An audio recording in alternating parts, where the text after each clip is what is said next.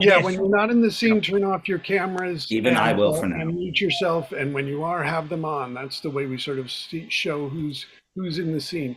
Hi, my name is Paul Sugarman, and this is the Instant Shakespeare Company on Zoom. And tonight we're reading Troylus and Cressida. I'll be reading Paris and Achilles, and I guess probably Aeneas. And over to you. Do we want to do introductions, right? And I think it would be helpful. Unless people have left already. But Hi, I'm Jacqueline Margolis, and I'm playing Helen and Ajax. Okay, and Angus? Hi, Angus Eppern from London, reading the prologue and Priam. Okay, and Ken? Oh, he was doing culture. Yeah, he's doing. I'm Ken. I'm doing Calcus. Is that how it's pronounced, Calcus? Yes. Yeah. That one. Okay, and I think Michael mentioned I should do messengers, but it's like a messenger. I can't find the messenger. No, he's the boy, and I gave him somebody. I gave it to the boy. Whosoever playing boy is the messenger. He's Maybe the only messenger. Jennifer Finger. Oh, no! Didn't I give somebody here, boy? Okay. Maybe. All right. Well, let's keep going, people. We'll work it out. Virginia. Take it. Hi, I'm Virginia, and I'm doing Cassandra and Nestor. Okay, and Shri. You're muted, Sri. It's Paul. I want to ask you a question. Why aren't I coming in full screen? Is there any reason? I never come in full screen anymore.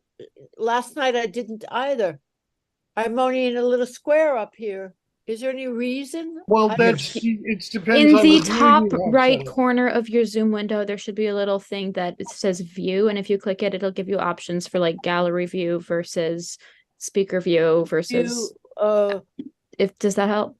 Do you know what I'm talking about? It says speaker, gallery, hide self view. Yeah. So if you want to see like whoever's talking biggest on your screen, you should switch from gallery to speaker, and probably Mine says speaker, but I never come big anymore, even when I speak.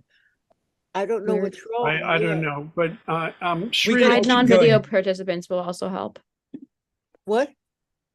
Shri, I don't think your sound is working. We can't seem to hear you. There you go. Hi, Shri. Yeah, let's move on. I can see you beautifully, Jackie. Okay. All right. But we still can't hear you, Shri. I think if your sound isn't working, you might want to exit and come back in. Yeah. Because I can't. That's happened to me. And Kevin.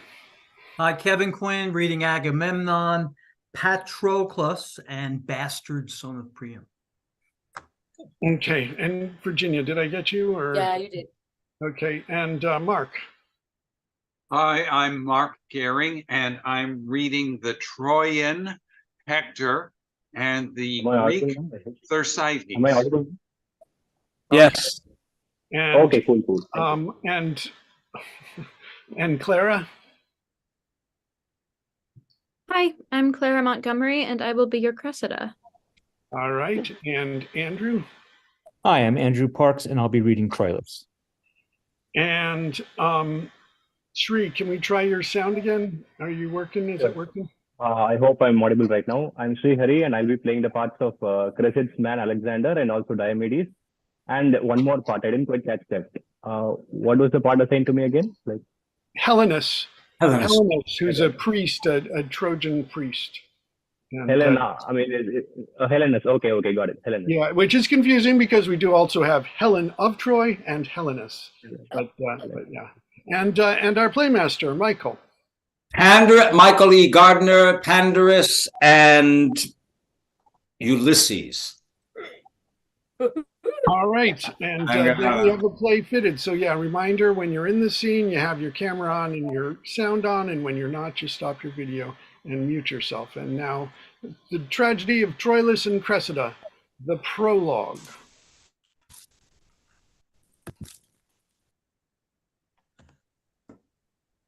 In Troy, there lies the scene.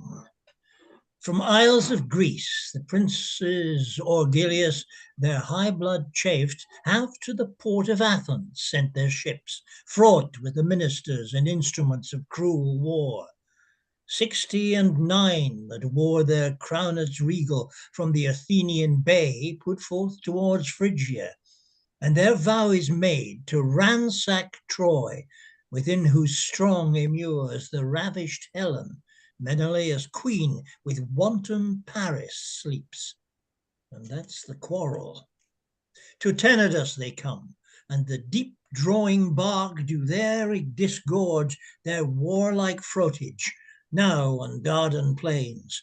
The fresh and yet unbruised Greeks do pitch their brave pavilions.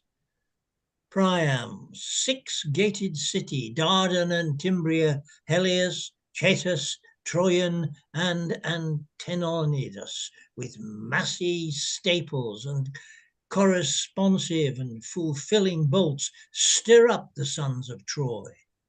Now, expectation, tickling skittish spirits, on one and the other side, Trojan and Greek, set all on hazard.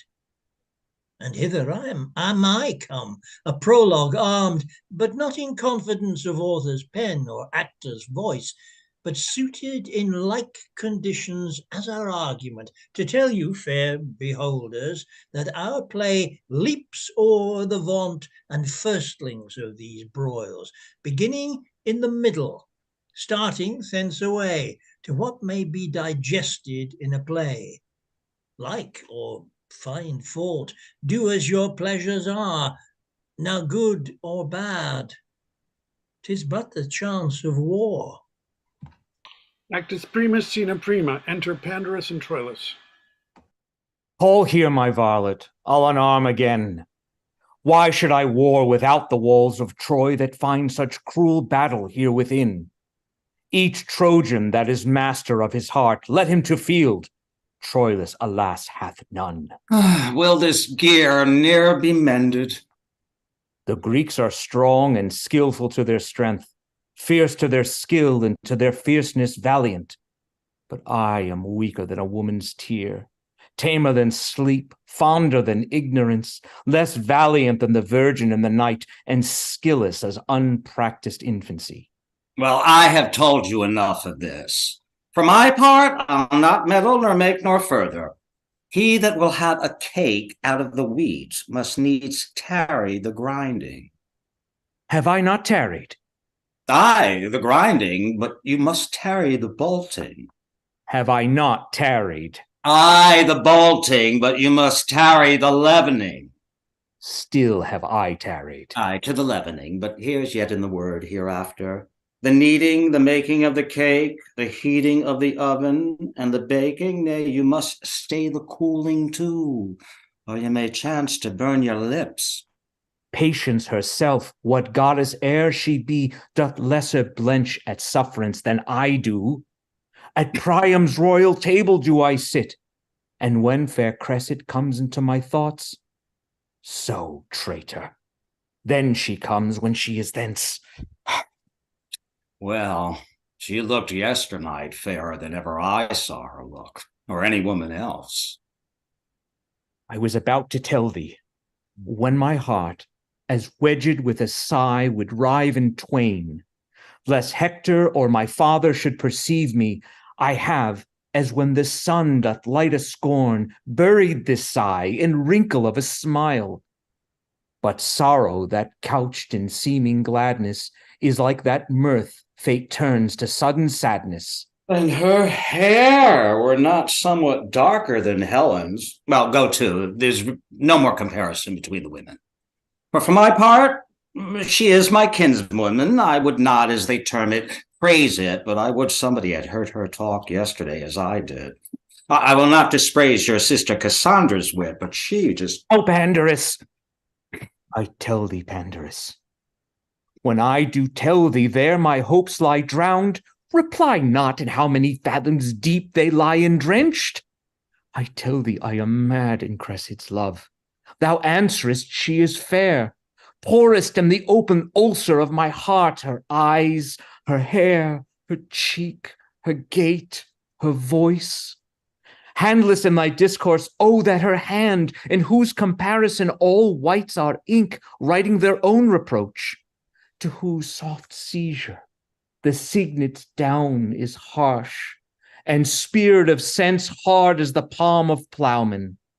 This thou tellest me, as true thou tellest me when I say I love her.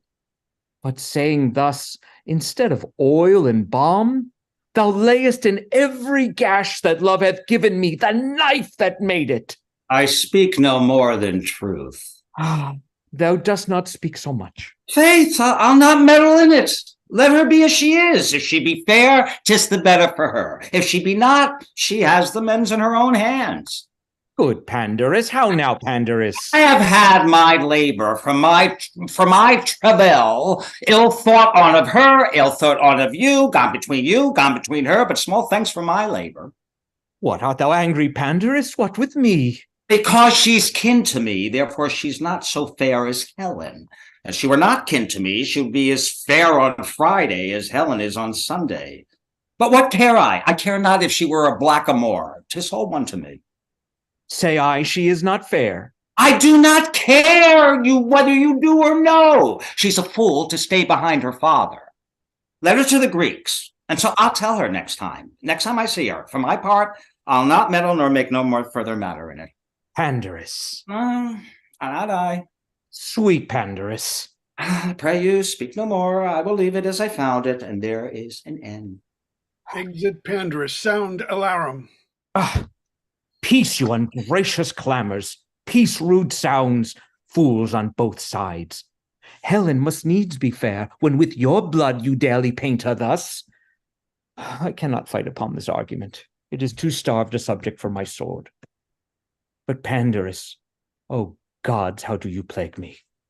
I cannot come to Cressida but by Pandar, and he's as teachy to be wooed to woo as she is stubborn chase against all suit.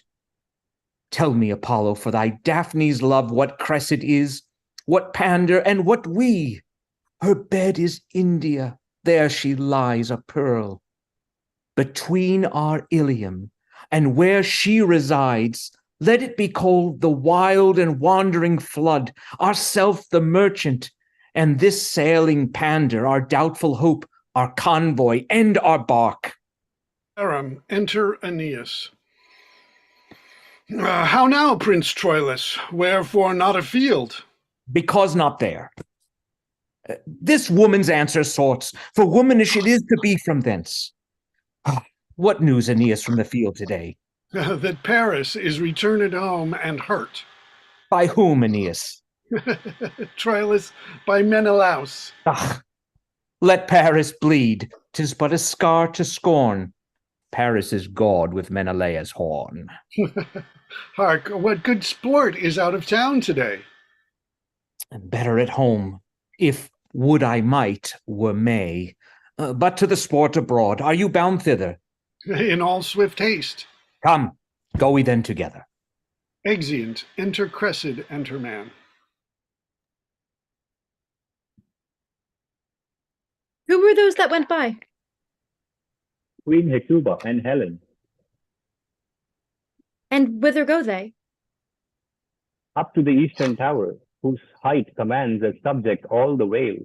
To see the battle, Hector, whose patience is as a virtue fixed, today was moved.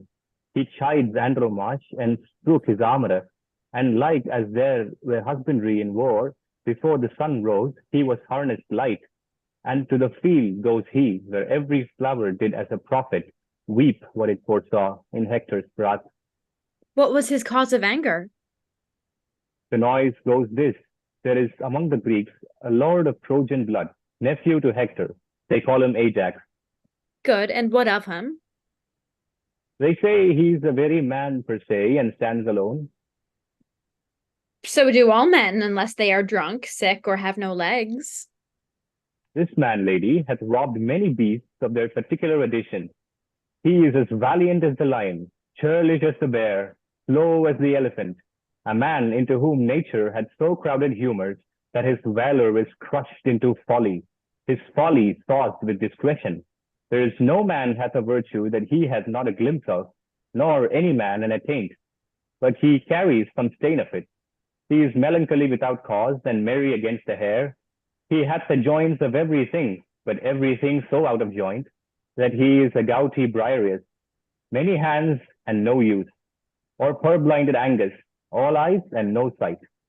But how should this man that makes me smile make Hector angry? They say he yesterday coped Hector in the battle and stroke him down. The disdain and shame whereof hath ever kept Hector fasting and waking. Who comes here? Madam, your uncle Pandarus, Hector's a gallant man. as may be in the world, lady. Oh, what's that? What's that? Good morrow, Uncle Pandarus. I'll be right there. Good morrow, cousin Cressida. What do you talk of? Good morrow, Alexander. How do you, cousin? When were you at Ilium? This morning, Uncle. What were you talking of when I came? Was Hector armed and gone here? It came to Ilium? Helen was not up, was she? Hector was gone, but Helen was not up? Even so, Hector was stirring early. That we were talking of, and of his anger. Was he angry?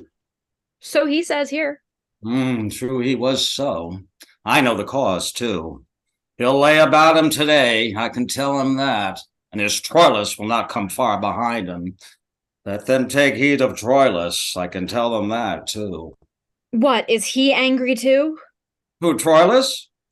Troylus is the better man of the two. Oh, Jupiter, there's no comparison.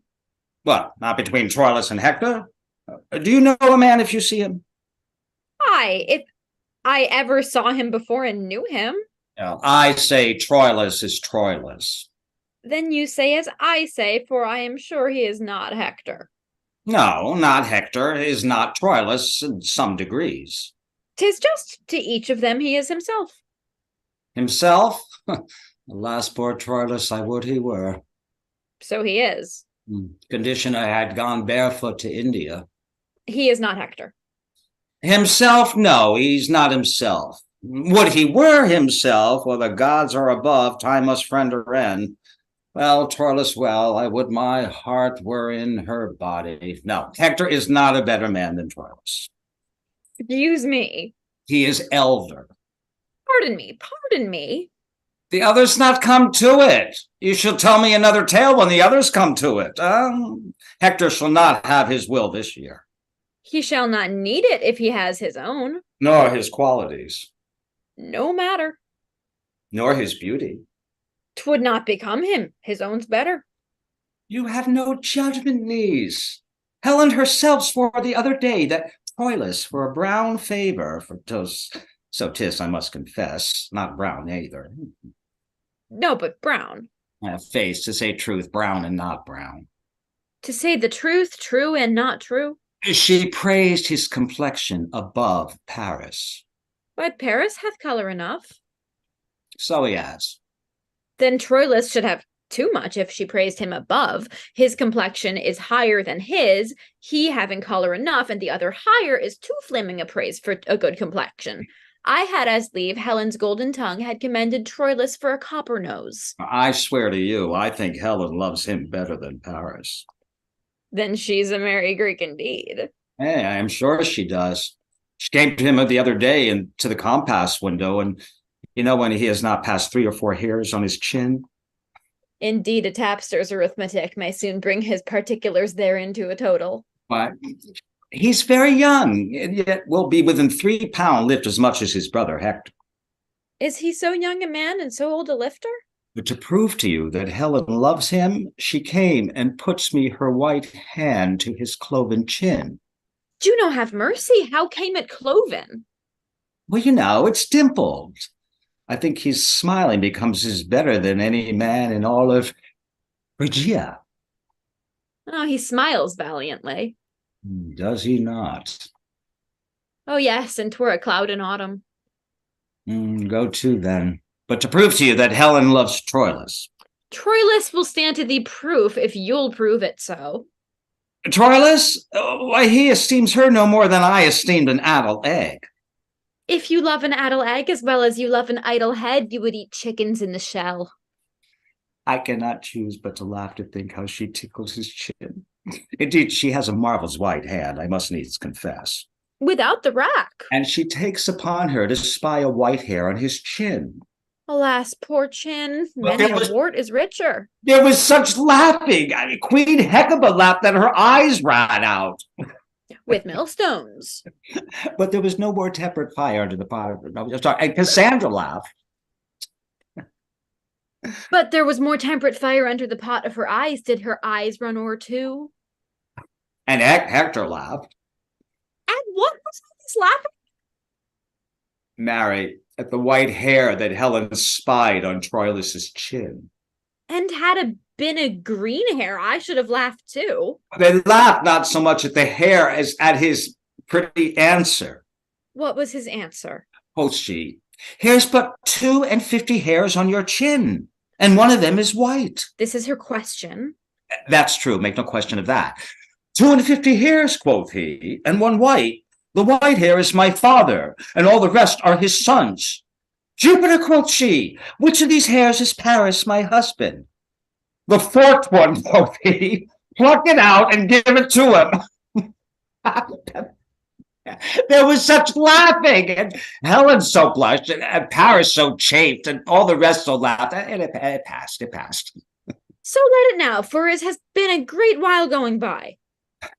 Well, cousin, I told you a thing yesterday. Think on it. So I does. I'll be sworn 'tis true. He will weep you as 'twere a man born in April. Sound and I'll spring up in his tears and 'twere a nettle against May. Here, they're coming from the field. Should we stand up here? Come, stand up here and see them as they pass toward Ilium? Good niece, do so, sweet niece Cressida. At your pleasure. Here. Here's an excellent place. Here we may see most bravely. I'll tell you all of them by their names as they pass by. But mark Troylus above the rest. Enter Aeneas. Speak not so loud. That's Aeneas. Is not that a brave man? He's one of the flowers of Troy, I can tell. I can you, but mark Troylus, you'll see a nun. Who's that? Enter Antenor. That's Antenor. He has a shrewd wit, I can show you, I can tell you. He's a good enough man. He's one of the soundest judgment in Troy whosoever, and a proper man of person. Well, comes Troilus. I'll show you Troilus anon. If he sees me, you shall see him. You shall see him, he'll nod at me. Will he give you the nod? You shall see. If he do, the rich shall have more. Enter Hector. That's Hector. That, look you. There's a fellow. Go thy way, Hector. There's a brave man, niece. Oh, brave Hector. Look how he looks. There's a countenance. Is that not a brave man? Oh, brave man. Is it not? Does a man's heart good? Look at what hacks are on his helmet. Look you yonder. Do you see? Look you there. There's no jesting, laying on. Take it off. Lay it on. Take it off. Who will, as they say, there be hacks. Be those with swords? Oh, swords, anything. He cares not. And the devil come to him. It's all one. By God's lid, it does one's heart good. Yonder comes Paris. Look you yonder, niece. Is not a gallant man, is it not? Now, this is a brave man now. Who said he came home hurt today? He's not hurt. This will do Helen's heart good. Wish I could see Troilus now. You shall see Troilus anon. Who's that? Enter Helenus. That's Helenus. I marvel where Troilus is. That's Helenus. I think he went. Can Helenus fight, Uncle? That's Helenus. Can Helenus fight, Uncle? Helenus? No. Yes, he'll fight indifferent. I marvel where Troilus is. Do you not hear that? The people cry Troilus. Helenus is a priest. What sneaking fellow comes yonder? Where yonder? Troilus. Oh, that's Phoebus. Troilus! There's a man. Niece, brave Troilus, the prince of chivalry. Peace, for shame, peace. Mark him, not him. Oh, brave Troilus. Look, well upon him, niece. Look you now, his sword is bloodied, and his helm more hacked than Hector's. And how he looks, and how he goes. Oh, admirable youth. He ne'er saw 23. Go thy way, Troilus. Go thy way. That I, a sister, were a grace, or a daughter, a goddess, he should take his choice. Oh, admirable man. Paris is dirt to him, and I warrant Helen to change would give money to boot. Enter common soldiers. Asses Here full come of more. asses full of stilts, chaff and bran, porridge after meat. I could live and die in the eyes of Troilus. Now look, their eagles are gone, crows and daws. I had rather be such a man as Troilus than Agamemnon and all of Greece. There is among the Greeks Achilles, a better man than Troilus. Achilles, a drayman, a porter, a very camel. Well. Well. Have you any discretion? Have you any eyes? Do you not see what a man is? Is not birth, beauty, good shape, discourse, manhood, learning, gentleness, virtue, youth, liberality, and so forth, the spice and salt that seasons a man? Aye, a minced man, and then to be baked with no date in the pie, for then the man dates out. You are such another woman. One knows not of what ward you lie. Upon my back to defend my belly, upon my wit to defend my wiles, upon my secrecy to defend mine honesty, my mask to defend my beauty, and you to defend all these. And all these wards I lie at 1,000 watches. Say one of your watches. Nay, I'll watch you for that. And that's one of the cheapest of them too. If I cannot ward what I would not have hit, I can watch you for telling how I took the blow, unless it's well past hiding, and then it's past watching. Interboard. You are such another. Sir, my lord would instantly speak with you. Where? At your own house. Good boy, tell him I'll come. I doubt he'd be hurt. Fare you well, good niece. Adieu, uncle. I'll be with your niece by and by. To bring, uncle. Aye, a token from Troilus. By the same token, you are a bawd. Exit Pandarus. Words, vows, gifts, tears, and love's full sacrifice he offers in another's enterprise. But more in Troilus thousandfold I see than in the glass of Pandar's praise may be. Yet hold I off. Women are angels wooing. Things won are done. Joy's soul lies in the doing. That she beloved knows not this. Men prize the thing ungained more than it is. That she was never yet that ever knew love got so sweet as when desire did sue. Therefore this maxim out of love I teach. Achievement is command, ungained beseech. That, though my heart's content's firm love doth bear, nothing of that shall from mine eyes appear. Exit. Senate. Enter Agamemnon, Nestor, Ulysses, Diomedes, Menelaus, with others. Princes, what grief hath set the jaundice on your cheeks? The ample proposition that hope makes in all designs, begun on earth below, fails in the promised largeness. Checks and disasters grow in the veins of actions highest reared, as knots by the conflux of meeting sap infect the sound pine and diverts his grain, tortive and errant from his course of growth. Nor, princes, is it matter new to us that we come short of our suppose so far, that after 7 years' siege, yet Troy's walls stand. Since every action that hath gone before, wherefore we have record, trial did draw, bias and thwart, not answering the aim, and that unbodied figure of the thought that gave the surmise shape. Why then, you princes, do you with cheeks abashed behold our works, and think them shame, which are indeed naught else but the protractive trials of great Jove to find persistive constancy in men, the fineness of which metal is not found in fortune's love, for then the bold and coward, the wise and fool, the artist and unread, the hard and soft, seem all affinant and kin, but in the wind and tempest of her frown, distinction with a loud and powerful fan puffing it all, winnows the light away, and what hath mass, or matter by itself, lies rich in virtue and unmingled.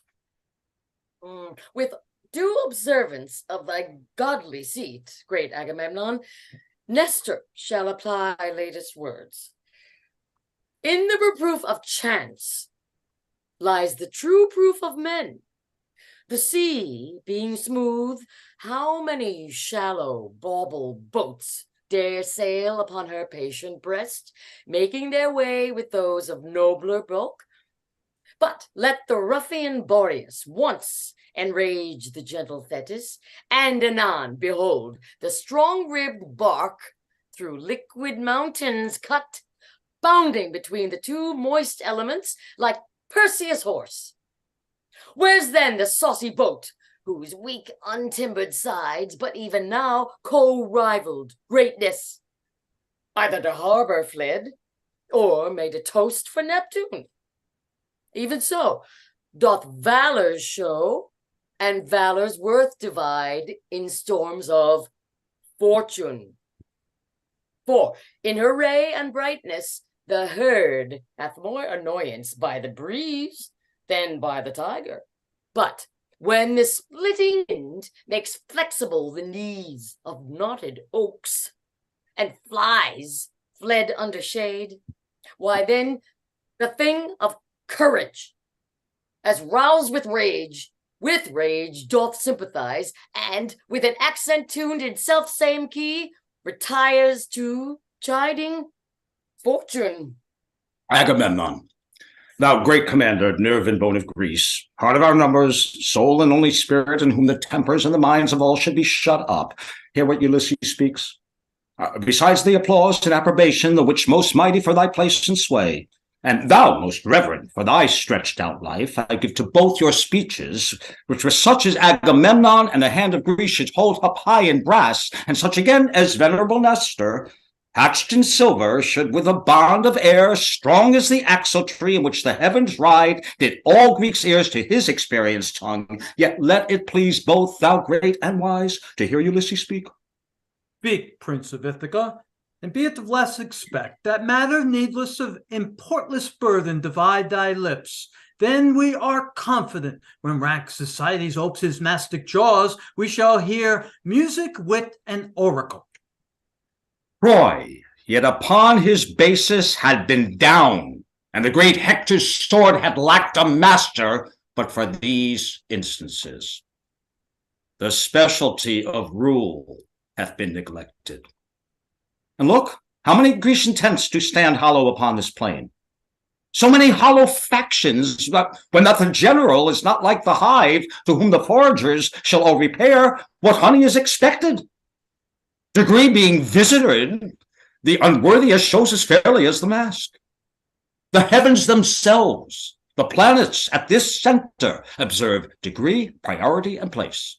In sister, curse, proportion, season, form, office, and custom, in all line of order, and therefore is the glorious planet soul, in noble eminence, enthroned and sphered amidst the other, whose medicinable eye corrects the ill aspects of planets' evil, and posts, like the commandment of a king, stands check to good and bad. But when the planets in evil mixture to disorder wander, what plagues and what portents, what mutiny, what raging of the sea, shaking of earth, commotion in the winds, frights, changes, horrors, divert and crack, rend and deracinate the unity and married calms of states quite from their fixture.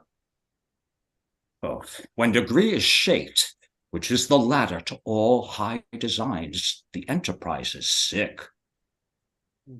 And how could communities, degrees in schools, and brotherhood in cities, peaceful commerce from dividable shores, the primogenitive and due of birth, prerogative of age, crowns, scepters, laurels, but by degree stand in authentic place?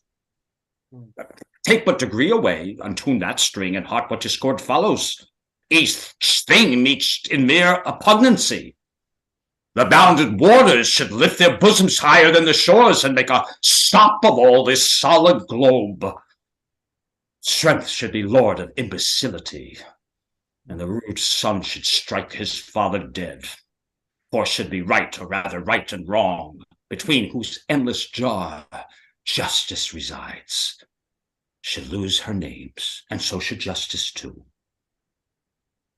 Then everything includes itself in power, power into will, will into appetite, and appetite, a universal wolf, so doubly seconded with will and powers, must make perforce a universal prey, and last, eat up himself. Great Agamemnon, this chaos, when degree is suffocate, follows the choking, and this neglection of degree it is, that by a pace goes backward in a purpose it hath to climb. The generals disdained, by him one step below, he by the next, that next by him beneath, so every step, example by the first pace that is sick of his superior, grows to an envious fever of pale and bloodless emulation. And 'tis this fever that keeps Troy on foot, not her own sinews. To end a tale of length, Troy in our weakness lives, not in her strength. Most wisely hath Ulysses here discovered the fever, whereof all our power is sick. The nature of the sickness found, Ulysses, what is the remedy? The great Achilles, whom opinion crowns the sinew in the forehead of our host, having his air full of his airy fame, grows dainty of his worth, and in his tent lies mocking our designs. With him Patroclus lies upon a lazy bed the livelong day, breaks a scurried jest, and with ridiculous and awkward action, which slanderer he imitation calls, he pageants us. Sometimes great Agamemnon, thy topless deputation he puts on, like a strutting player whose conceit lies in his hamstring, and doth think it rich to hear the wooden dialogue and sound twixt his stretched footing and the scapulage to be pitied, and over-rested seeming he acts thy greatness in. And when he speaks just like a chime amending, with terms unsquared, which from the tongue of roaring Typhon drop would seem hyperbole. This fusty stuff, the large Achilles, on his pressed bed lolling, from his deep chest, laughs out aloud applause, cries, "Excellent! 'Tis Agamemnon, 'twas just. Now play me master. Hum and stroke thy beard, as he, being dressed to some oration that's done, that done is near to the extreme extent of parallels, as like a Vulcan and his wife. Yet God Achilles still cries, excellent. 'Tis Nestor, right, 'tis Nestor. Now play him me, Patroclus, arming to answer in a night alarm. And then, forsooth, the faint defects of age must be the scene of myth. To cough and spit, and with a palsy fumbling on his gorget, shaken and out of the rivet. And this sport, Sir Valor dies and cries, "Oh, enough, Patroclus, give me ribs of steel. I shall split all in pleasure of my spleen." And in this fashion, all our abilities, gifts, natures, shapes, severals, and generals of great exact achievements, plots, orders, preventions, excitements to the field, or speech of truce, success or loss, what is or is not, serves as stuff for these two to make paradoxes. And in the imitation of these twain, who, as Ulysses says, opinion crowns with an imperial voice, many are in fact. Ajax is grown self-willed, and bears his head in such a reign in full as proud a place as broad Achilles, and keeps his tent like him, makes factious feasts, rails on our state of war, bold as an oracle, and sets Thersites, a slave, whose gall coins slander like a mint, to match us in comparisons with dirt, to weaken and discredit our exposure, how rank soever rounded in with danger. They tax our policy and call it cowardice. Count wisdom is no member of the war, forestall prescience and esteem no act but that of hand. The still and mental parts that do contrive how many hands shall strike when fitness calls on them and knows by measure of their observant toil the enemy's weight. Why, this is not a finger's dignity. They call this bedwork, mappery, closet war. So that the ram that batters down the wall for the great swing and rudeness of his poise they place before his hand that made the engine, or those that with the fineness of their souls, by reason, guide his execution. Let this be granted, and Achilles' horse makes many Thetis sons. Tuck it. What trumpet? Look, Menelaus. From Troy. Enter Aeneas. What would you for our tent? Is this great Agamemnon's tent, I pray you? Even this. May one that is a herald and a prince do a fair message to his kingly ears? With surety stronger than Achilles' arm. For all the Greek's heads, which with one voice call Agamemnon head and general. Fair leave, and large security. How may a stranger to those most imperial looks know them from eyes of other mortals? How? I ask that I might waken reverence, and on the cheek be ready with a blush modest as morning, when she coldly eyes the youthful Phoebus. Which is that god in office guiding men? Which is the high and mighty Agamemnon? This Troyan scorns us, or the men of Troy are ceremonious courtiers. Courtiers as free, as debonair, unarmed, as bending angels. That's their fame in peace. But when they would seem soldiers, they have galls, good arms, strong joints, true swords, and Jove's accord, nothing so full of heart. But peace, Aeneas, peace, Troyan, lay thy finger on thy lips. The worthiness of praise disdains his worth. If that he praised himself, bring the praise forth. But what the repining enemy commends, that breath fame blows, that praise so pure transcends. Sir, you of Troy, call you yourself Aeneas? I, Greek, that is my name. What's your affair, I pray you? Sir, pardon. 'Tis for Agamemnon's ears. He hears naught privately that comes from Troy. Nor I from Troy come not to whisper him. I bring a trumpet to awake his ear, to set his sense on the attentive bent, and then to speak. Speak frankly as the wind. It is not Agamemnon's sleeping hour. That thou shalt know, Troyan, he is awake. He tells thee so himself. Trumpet, blow loud. Send thy brass voice through all these lazy tents, and every Greek of metal. Let him know what Troy means fairly shall be spoke aloud. The trumpets sound. We have great Agamemnon here in Troy, a prince called Hector, Priam is his father, who in this dull and long-continued truce is rusty grown. He bade me take a trumpet and to this purpose speak.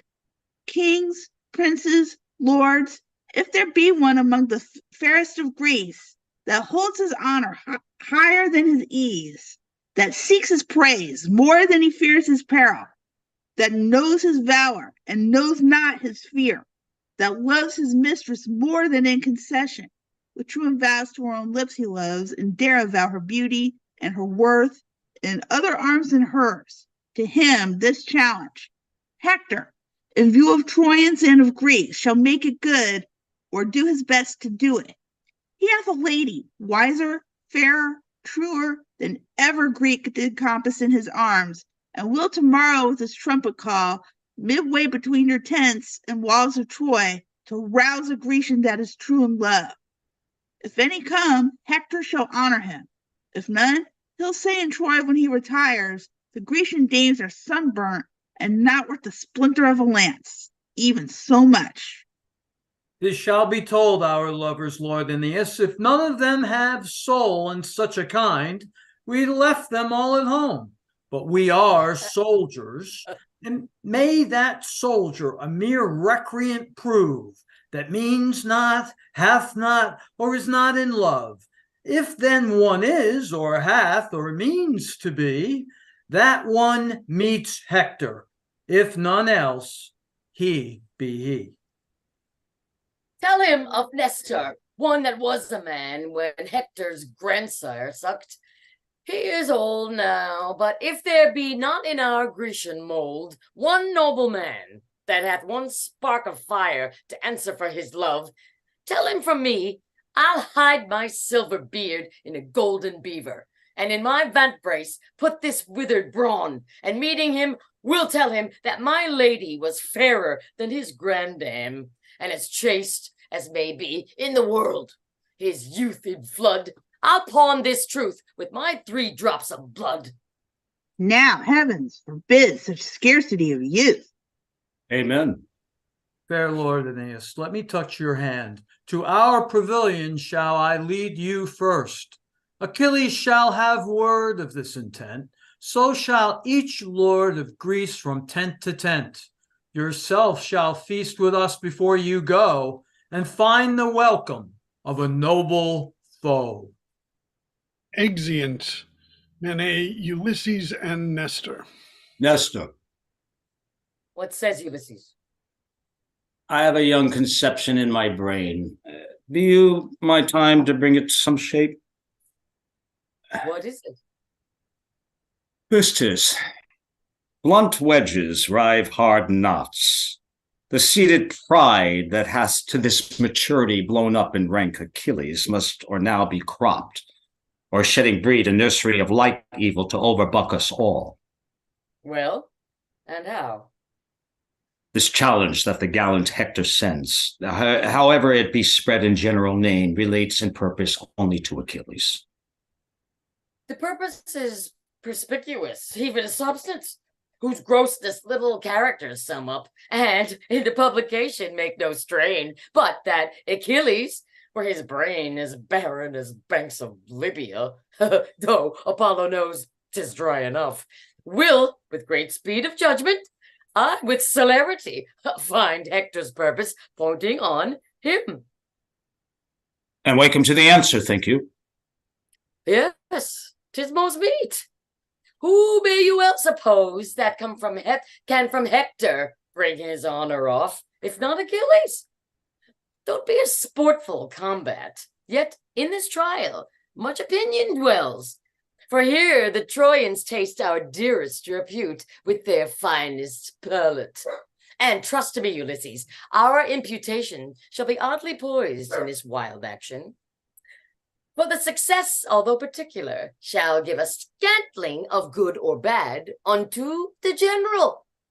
And in such indexes, although small pricks to their subsequent volumes, there is seen the baby figure of the giant mass of things to come at large.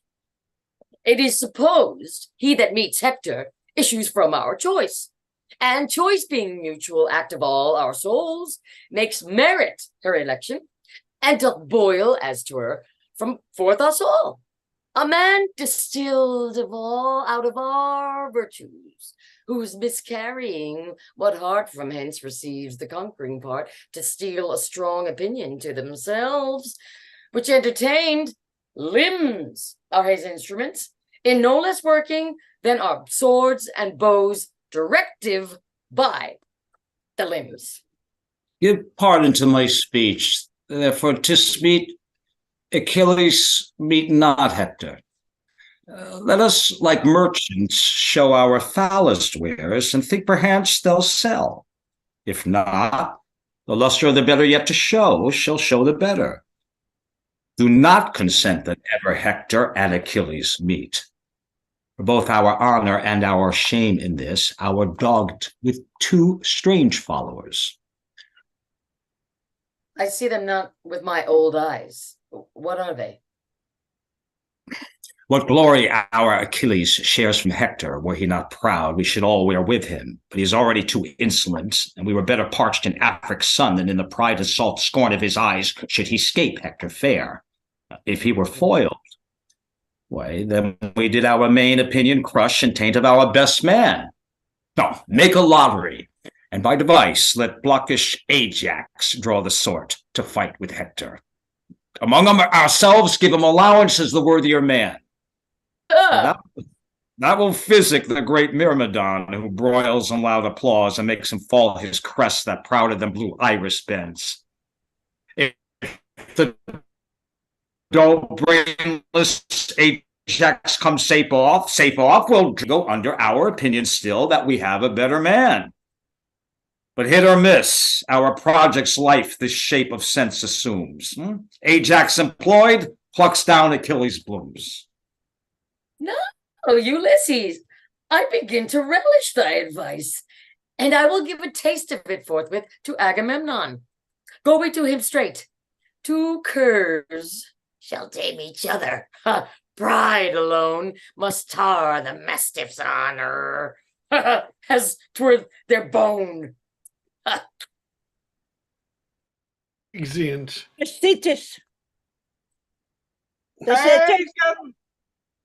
Memnon, how if he had boils full all over generally, Thetis! And those boils did run, say so, did not the general run?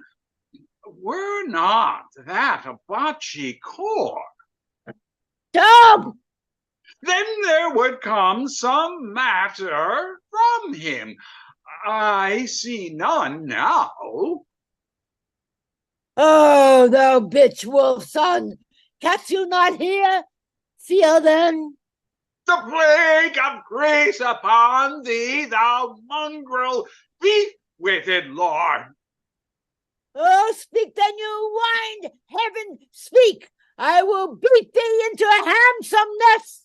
I shall sooner rail thee into wit and holiness, but I think thy horse will sooner con an oration than you learn a prayer without book.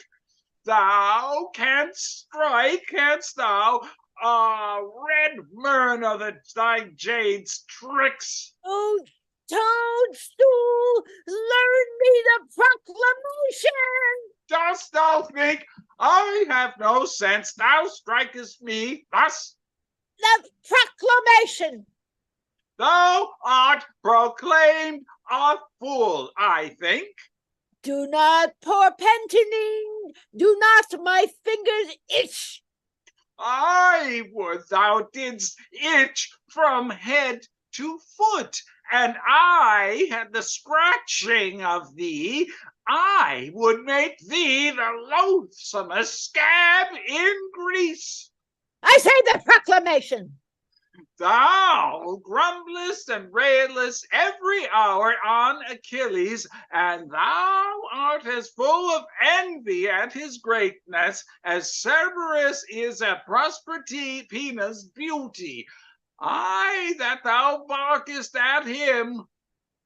Oh, Mistress Thetis! Thou should strike him. Cobluffy. He would pun thee into shivers with his fist as a sailor breaks a biscuit. Oh, you whoreson and cur! Do. Oh, thou stole for a witch! I do, thou sodden-witted lord. Thou hast no more brain than I have in mine elbows. and as an eagle may tutor thee. Thou scurvy valiant ass, thou art here but to thresh Trojans, and thou art brought and sold among those of any wit like a barbarian slave. If thou use to beat me, I will begin at thy heel and tell what thou art by inches. Thou thing of no bowels, thou, you scurvy lord. Mars, here's idiot, do rudeness, do camel, do. Enter Achilles and Patroclus. Why, how now, Ajax? Wherefore do you thus? How now, Thersites? What's the matter, man? You see him there, do you? Aye, what's the matter? Nay, look upon him. So I do. What's the matter? Nay, but regard him well. Well, why, I do so. But yet you look not well upon him, for whosomever you take him to be, he is Ajax. I know that fool. Aye, but that fool knows not himself. If I beat thee. Lo, what modicums of wit he utters. His evasions have ears thus long. I have bobbed his brain more than he has beaten my bones. I will buy 9 sparrows for a penny, and his diameter is not worth the 9th part of a sparrow. This Lord Achilles Ajax, who wears his wit in his belly and his guts in his head, I'll tell you what I say of him. What? I say this Ajax. Nay, good Ajax. Has not so much wit.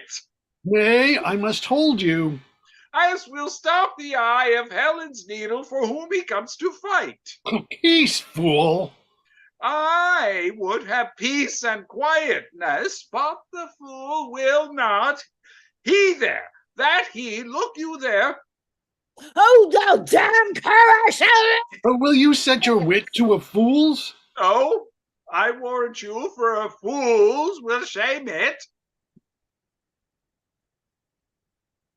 I think you're muted. What's the quarrel? I bade thee, vile owl, go learn me the tenure of the proclamation, and he rails upon me. I serve thee not.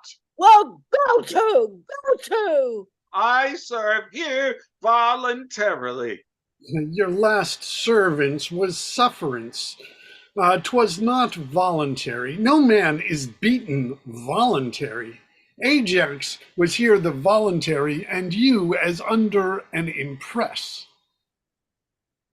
In sum, a great deal of your wit too lies in your sinews, or else there be liars. Hector shall have a great catch if he knocks out either of your brains. He were as good crack a fusty nut with no kernel. What with me to Thersites? There's Ulysses and old Nestor, whose wit was moldier their grandsires and nails on their toes, yoke you like draft oxen and make you plow up the war. What? Yes, good sooth, to Achilles, to Ajax. Now cut out your tongue. 'Tis no matter, I shall speak as much as thou afterwards. No more words, Thersites. I will hold my peace when Achilles' Brock bites me, shall I? Oh, there's for you, Patroclus. I will see you hanged like clodpoles ere I come any more to your tents. I will keep where there is wit stirring, and leave the faction of fools. Exit. A good riddance. Marry, this, sir, is proclaimed through all our host, that Hector, by the 5th hour of the sun, will with a trumpet twixt our tents and Troy tomorrow morning call some knight to arms that hath a stomach, and such a one that dare maintain I know not what. 'Tis trash. Farewell. Farewell, who shall answer him? I know not. 'Tis put to lottery. Otherwise, he knew his man. Oh, me, you. I will go learn more of it. Exit. And enter Priam, Hector, Troilus, Paris, and Helenus. After so many hours, live speeches spent, thus once again says Nestor from the Greeks, deliver Helen, and all damage else, as on her loose of time, travail, expense, wounds, friends, and what else dear that is consumed in hot digestion of this cormorant war, shall be stroke off. Hector, what say'st you to't? Though no man lesser fears the Greeks than I, as far as touches my particular, yet dread Priam, there is no lady of more softer bowels, more spongy to suck in the sense of fear, more ready to cry out, who knows what follows, than Hector is. The wound of peace is surety, surety secure. But modest doubt is called the beacon of the wise, the tent that searches to the bottom of the worst. Let Helen go, since the first sword was drawn about this question. Every tied soul amongst many thousand Dismas hath been as dear as Helen. I mean of ours. If we have lost so many tenths of ours to guard a thing not ours, nor worth to us, had it our name, the value of 1/10. What merits in that reason which denies the yielding of her up? Fie, fie, my brother. Weigh you the worth and honor of a king so great as our dread father in a scale of common ounces? Will you with counters sum the past proportion of his infinite, and buckle in a waist most fathomless with spans and inches so diminutive as fears and reasons? Fie for godly shame. No marvel thou you bite so sharp at reasons. You are so empty of them. That's actually Helenus. Actually. Oh, sorry. No marvel though, you bite so sharp at reason. You are so empty of them. Should not our father bear the great way of his affairs with reasons, because your speech hath none that tells him so? Ah, you offer dreams and slumbers, brother priest. You fur your gloves with reason. Here are your reasons. You know an enemy intends you harm. You know a sword employed is perilous, and reason flies the object of all harm. Who marvels then when Helenus beholds a Grecian and his sword, if he do set the very wings of reason to his heels, or like a star disorbed? Nay, if we talk of reason, and fly like chidden Mercury from Jove, let's shut our gates and sleep. Manhood and honor should have hard hearts, would they but fat their thoughts with this crammed reason. Reason and respect make livers pale, and lustihood deject.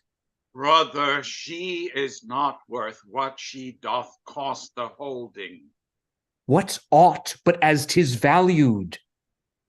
But value dwells not in particular will, it holds his estimate and dignity as well, wherein 'tis precious of itself, as in the prizer.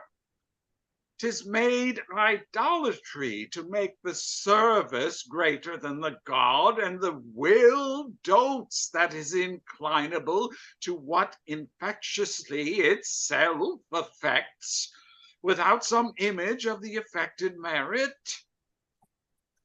I take today a wife, and my election is led on in the conduct of my will. My will enkindled by mine eyes and ears, two traded pilots twixt the dangerous shores of will and judgment. How may I avoid, although my will distaste what it elected, the wife I chose? There can be no evasion to blench from this end to stand firm by honor. We turn not back the silks upon the merchant when we have spoiled them, nor the remainder viands we do not throw in unrespective same, because we now are full.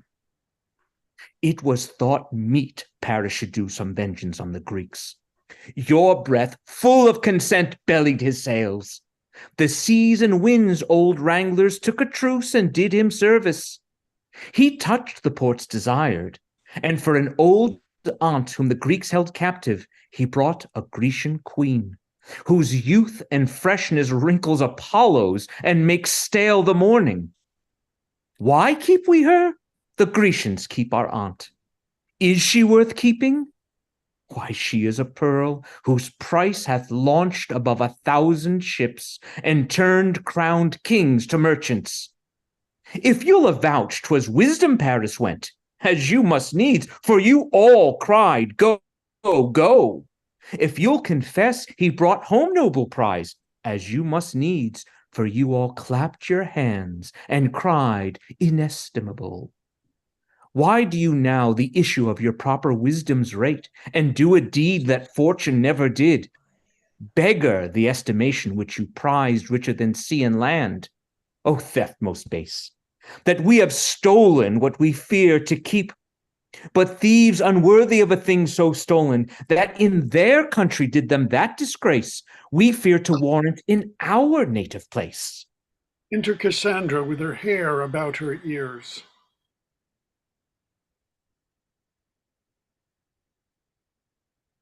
Cassandra? Cry, Trojans! Cry! What noise is this? What shriek is this? 'Tis our mad sister. I do know her voice. Cry! Trojans! It is Cassandra.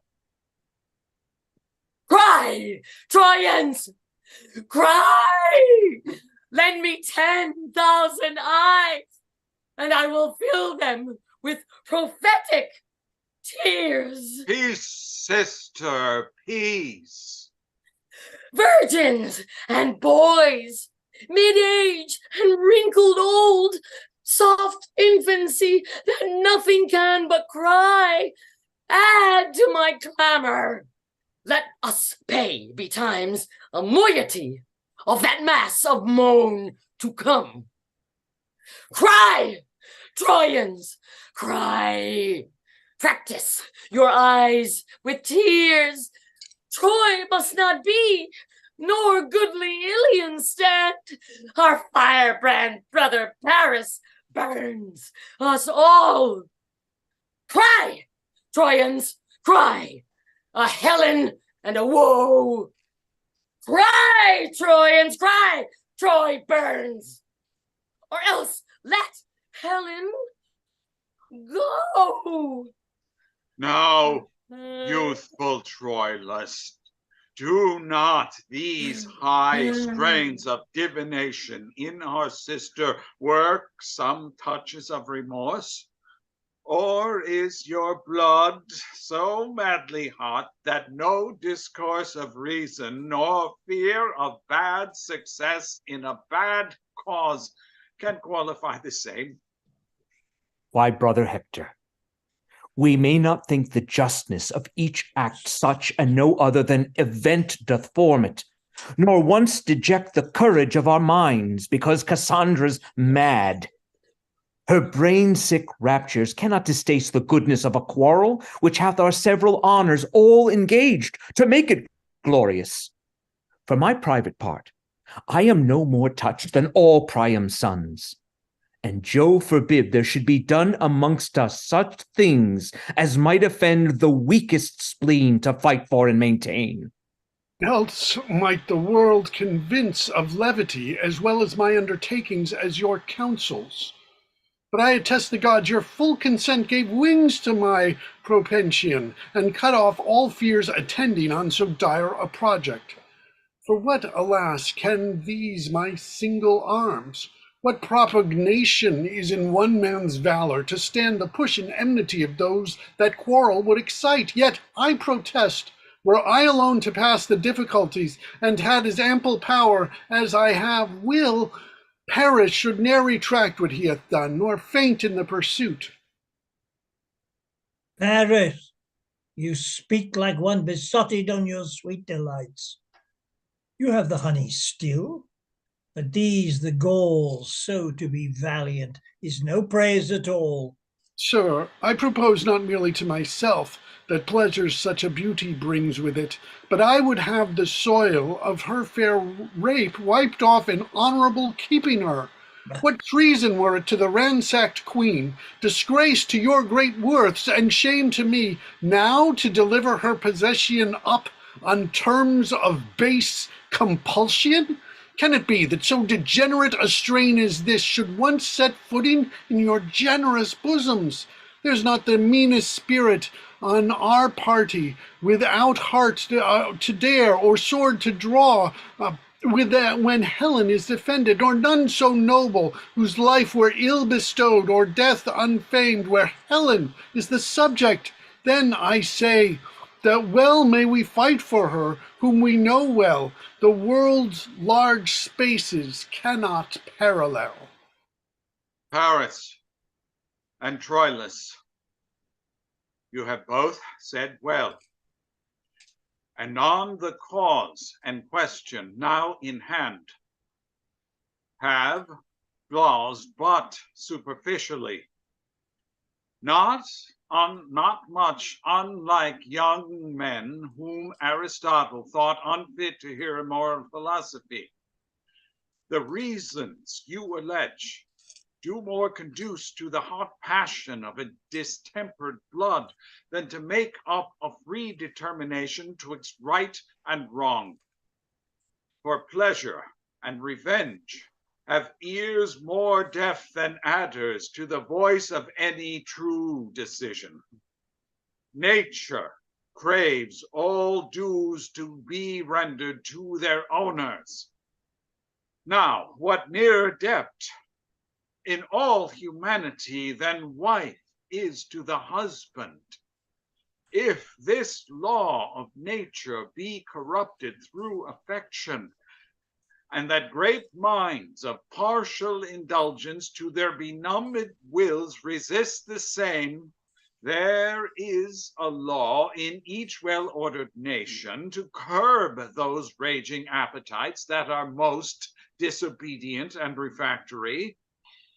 If Helen then be wife to Sparta's king, as it is known she is, these moral laws of nature and of nations speak aloud to have her back returned.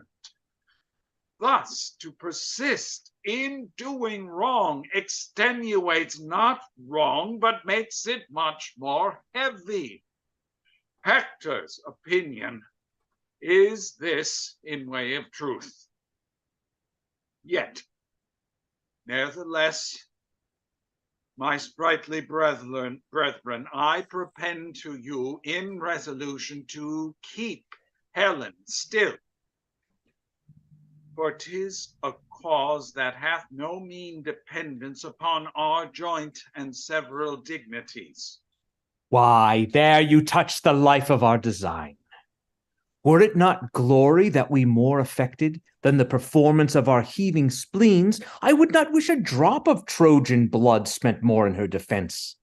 But, worthy Hector, she is a theme of honor and renown, a spur to valiant and magnanimous deeds, whose present courage may beat down our foes, and fame in time to come canonize us.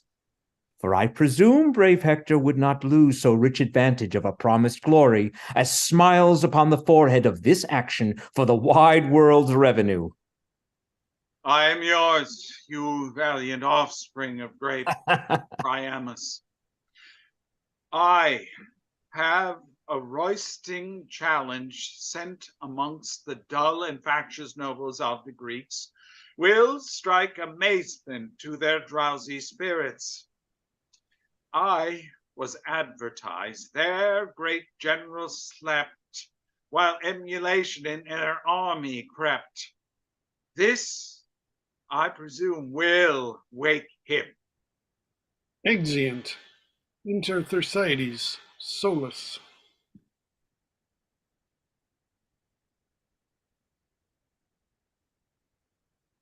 How now, Thersites? What? Lost in the labyrinth of thy fury? Shall the elephant Ajax carry it thus? He beats me and I rail at him. Oh, worthy satisfaction, would it were otherwise, that I could beat him, and whilst he railed at me, I'll learn to conjure and raise devils, but I'll see some issue of my spiteful execrations. Then there's Achilles, a rare engineer. If Troy not be taken till these two undermine it, the walls will stand till they fall of themselves. Oh, thou great thunder darter of Olympus, forget that thou art Jove, the king of gods, and Mercury, lose all the serpentine craft of thy caduceus, if thou take not that little less than little wit from them that they have, which, short on ignorance itself knows, is so abundant scarce, it will not in circumvention deliver a fly from a spider, without drawing the massy irons and cutting the web. After this, the vengeance on the whole camp, or rather the bone ache, for that, methinks, is the curse dependent on those that war for a placket. I have said my prayers, and devil envy say amen. What, ho, my lord Achilles? Enter Patroclus. Who's there? Thersites? Good Thersites, come in and rail. If I could have remembered a gilt counterfeit, thou wouldst not have slipped out of my contemplation, but it is no matter, thyself upon thyself.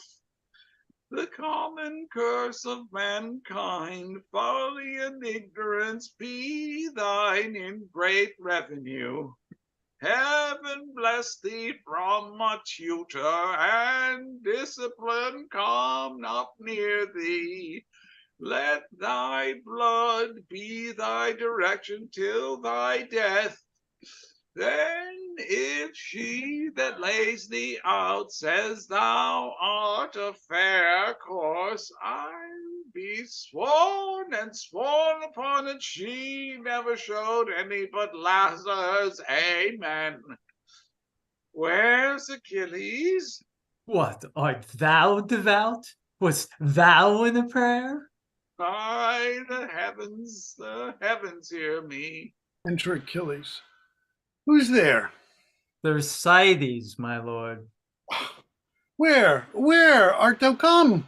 Why, my cheese, my digestion, why hast thou not served thyself into my table so many meals? Come, what's Agamemnon? Thy commander, Achilles. Then tell me, Patroclus, what's Achilles? Thy lord, Thersites. Then tell me, I pray thee, what's thyself? Thy knower, Patroclus. Then tell me, Patroclus, what art thou? Thou mayst tell that thou knowst. Oh, tell. I'll decline the whole question. Agamemnon commands Achilles. Achilles is my lord. I am Patroclus knower, and Patroclus is a fool. You rascal! Peaceful, I have not done. Why, he is a privileged man. Proceed, Thersites. Agamemnon is a fool. Achilles is a fool. Thersites is a fool. And as foresaid, Patroclus is a fool. Derive this? Come. Agamemnon is a fool to offer to command Achilles. Achilles is a fool to be commended of Agamemnon. Thersites is a fool to serve such a fool, and Patroclus is a fool positive. Why am I a fool? Enter Agamemnon, Ulysses, Nestor, Diomedes, Ajax, and Calchas.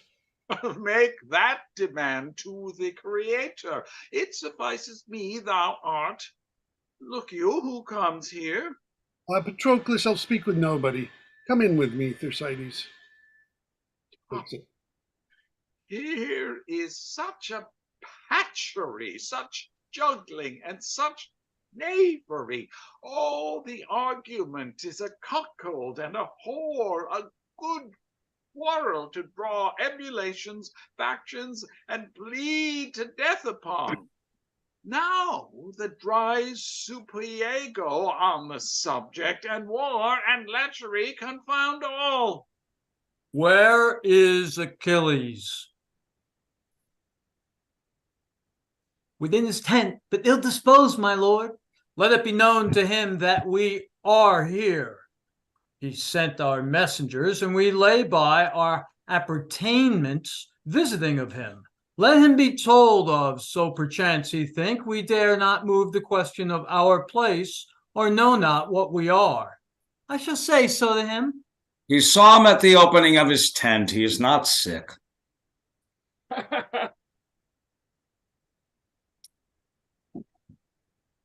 Ajax? Oh, yes, lion sick of proud heart. You may call it melancholy if it will favor the man, but my head it is pride. But why? Let him show us the cause. Let him show us the cause. A word, my lord. What moves Ajax thus to bay at him? Achilles has inveigled his fool from him. Who? Thersites? He. Then will Ajax lack matter if he has lost his argument? No, you see, he is his argument that has his argument. Achilles. All the better. Their fraction is more our wish than their faction. But it was a strong counsel that a fool could disunite. The amity that wisdom knits, not folly may easily untie. Here comes Patroclus. Oh, no Achilles with him? The elephant hath joints, but none for courtesy. His legs are legs for necessity, not for flight. Achilles bids me say he is much sorry. If anything more than your sport and pleasure did move your greatness in this noble state to call upon him, he hopes it is no other but for your health and your digestion's sake, and after dinner's breath. Hear you, Patroclus. We are too well acquainted with these answers, but his evasion, winged thus swift with scorn, cannot outfly our apprehensions. Much attribute he hath, and much the reason why we ascribe it to him. Yet all his virtues, not virtuously of his own part beheld, do in our eyes begin to lose their gloss. Yea, and like fair fruit in an unwholesome dish, are like to rot untasted. Go and tell him, we came to speak with him, and you shall not sin if you do say, We think him overproud and under-honest, in self-assumption greater than in the note of judgment, and worthier than himself. Here tends the savage strangeness he puts on, disguise the holy strength of their command, and underwrite in an observing kind his humorous predominance. Yea, watch his pettish lines, his ebbs, his flows, as if the passage and whole carriage of this action rode on his tide. Go tell him this, and add, that if he overhold his price so much, will none of him, but let him, like an engine not portable, lie under this report. Bring action hither. This cannot go to war. A stirring dwarf we do allowance give before a sleeping giant. Tell him so. I shall, and bring his answer presently. And second, voice will not be satisfied. We come to speak with him. Ulysses, enter you. Exit Ulysses. What is he more than another? No more than what he thinks he is. Is he so much? Do you not think he thinks himself a better man than I am? No question. Will you subscribe his thought and say he is? No, noble Ajax, you are as strong, as valiant, as wise, no less noble, much more gentle, and altogether more tractable. Why should a man be proud? How does pride grow? I know not what it is. Your mind is the clearer, Ajax, and your virtues the fairer. He that is proud eats up himself. Pride is his own glass, his own trumpet, his own chronicle, and whatever praises itself, but in the deed, devours the deed in the praise. Enter Ulysses. I do hate a proud man as I hate the engendering of toads. Oh, yet he loves himself. Is it not strange? Achilles will not to the field tomorrow. What's his excuse? He doth rely on none, but carries on the stream of his dispose without observance of respect of any, in will particular and in self-admission. Why, will he not upon our fair request untent his person and share the air with us? As things small as nothing, for request's sake only he makes important. Possessed he is with greatness, and speaks not to himself, but with a pride that quarrels itself breath. Imagined worth holds in his blood such swollen and hot discourse that puts his mental and his active parts. Kingdom Achilles in commotion rages and battles against itself. What should I say? He's so plaguily proud that the death tokens of it cry no recovery. Let Ajax go to him. Dear Lord, go you and greet him in his tent. 'Tis said he holds you well and will be led at your request a little from himself. Oh, Agamemnon, let it not be so. We'll consecrate the steps that Ajax makes when they go from Achilles.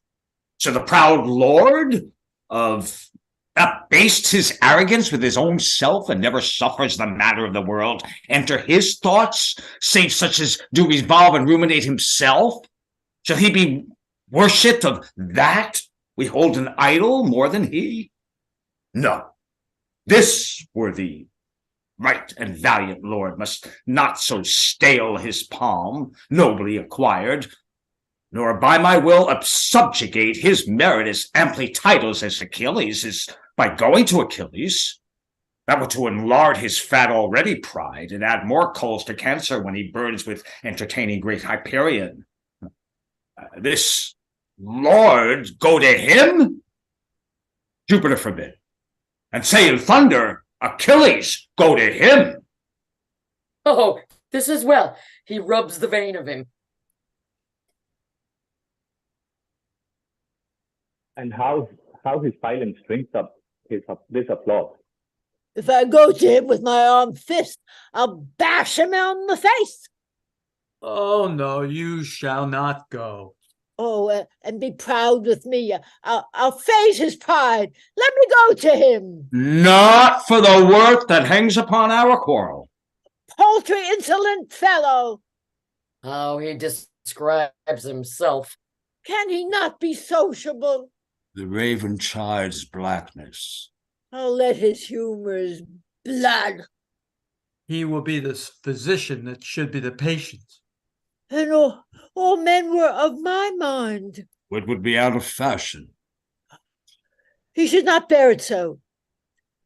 He should eat swords first. Shall pride carry it? And 'twould, you'd carry half. I would have 10 shares.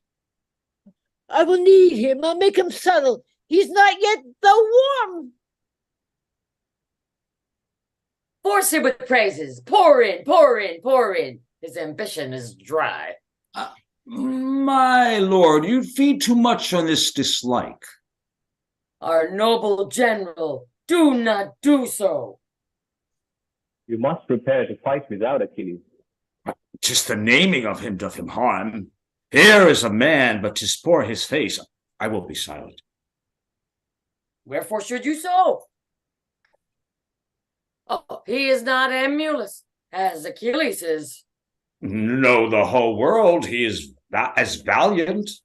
Us horse and dog that shall porter thus with us. Would he were a Trojan. What a vice were it in Ajax now.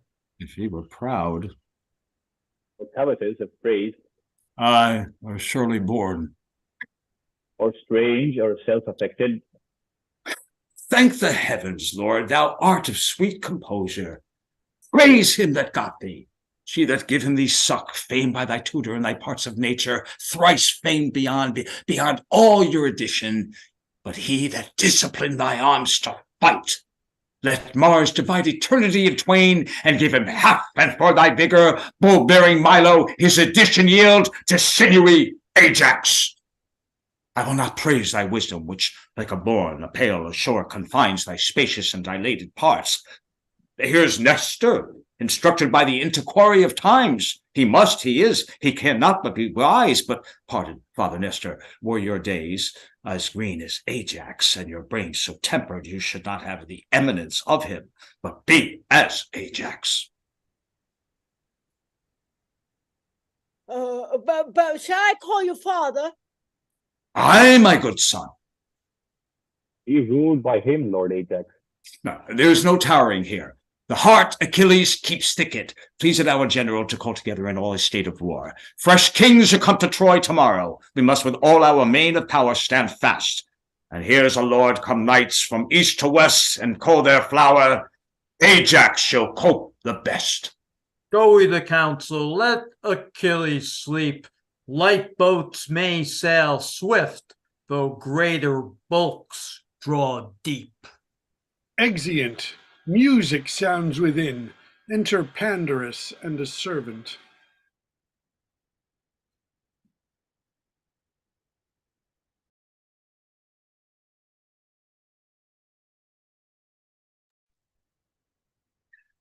Friend, you pray you a word. Do you not follow the Lord, Paris? Aye, sir, when he goes before me. You depend upon him, I mean. Sir, I do depend upon the Lord. You depend upon a noble gentleman. I must needs praise him. The Lord be praised. You know me, do you not?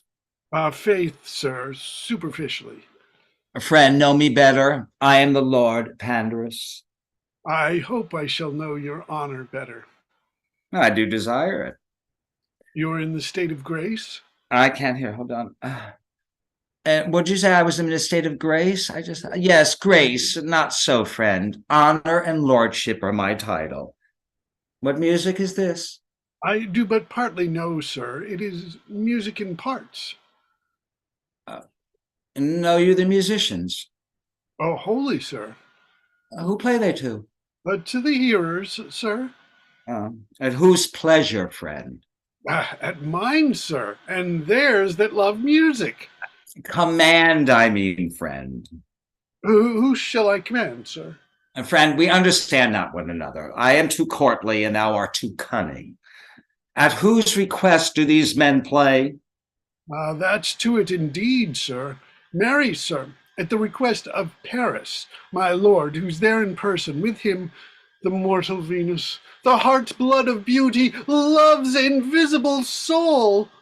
Who? My cousin Cressida? No, sir, Helen. Could you not find out that by her attributes? It should seem fellow that thou hast not seen the Lady Cressida. I come to speak with Paris from the Prince Troylus. I will make a complimental assault upon him for my business sees. Sodden business. There's a stewed phrase indeed. Enter Paris and Helena. Fair be you too, my lord, and all to this fair company. Fair desires and all fair measure fairly guide them, especially to you, fair queen. Fair thoughts be your fair pillow. Oh dear, you are full of fair words. You speak your fair pleasure, sweet queen. Fair prince, here's good broken music. You have broke it, cousin, and by my life you shall make it whole again. You shall piece it out with a piece of your performance. Now, he is full of harmony. Truly, lady, no. Oh, sir. Rude in good sooth, very rude. Well said, my lord. Well, you say so in fits. I have business to my lord, dear queen. My lord, will you vouchsafe me a word? Oh, nay, this shall not hedge us out. We'll hear you sing, certainly. Well, sweet queen, you are pleasant with me, but marry this, my lord, my dear lord, and most esteemed friend, your brother Troylus. My lord Pandarus, honey, sweetie, lordy. Go to, sweet queen, go to. It commends himself most affectionately to you. You shall not bob us out of our melody. If you do, our melancholy upon your head. Sweet queen, that's a sweet queen in faith. Oh, and to make a sweet lady sad, it is a sore offense. Nay, that shall not serve your tune. That shall not, in truth, nay. I care not for such words. No. And my lord, he desires you that if the king call for him at supper, you will make his excuse. My lord Pandarus. What says my sweet queen? My very, very sweet queen. What exploits in hand? Where's Supsy tonight? Nay, but my lord. What says my sweet queen? My cousin will fall out with you. You must not know where he sups. With my disposer, Cressida?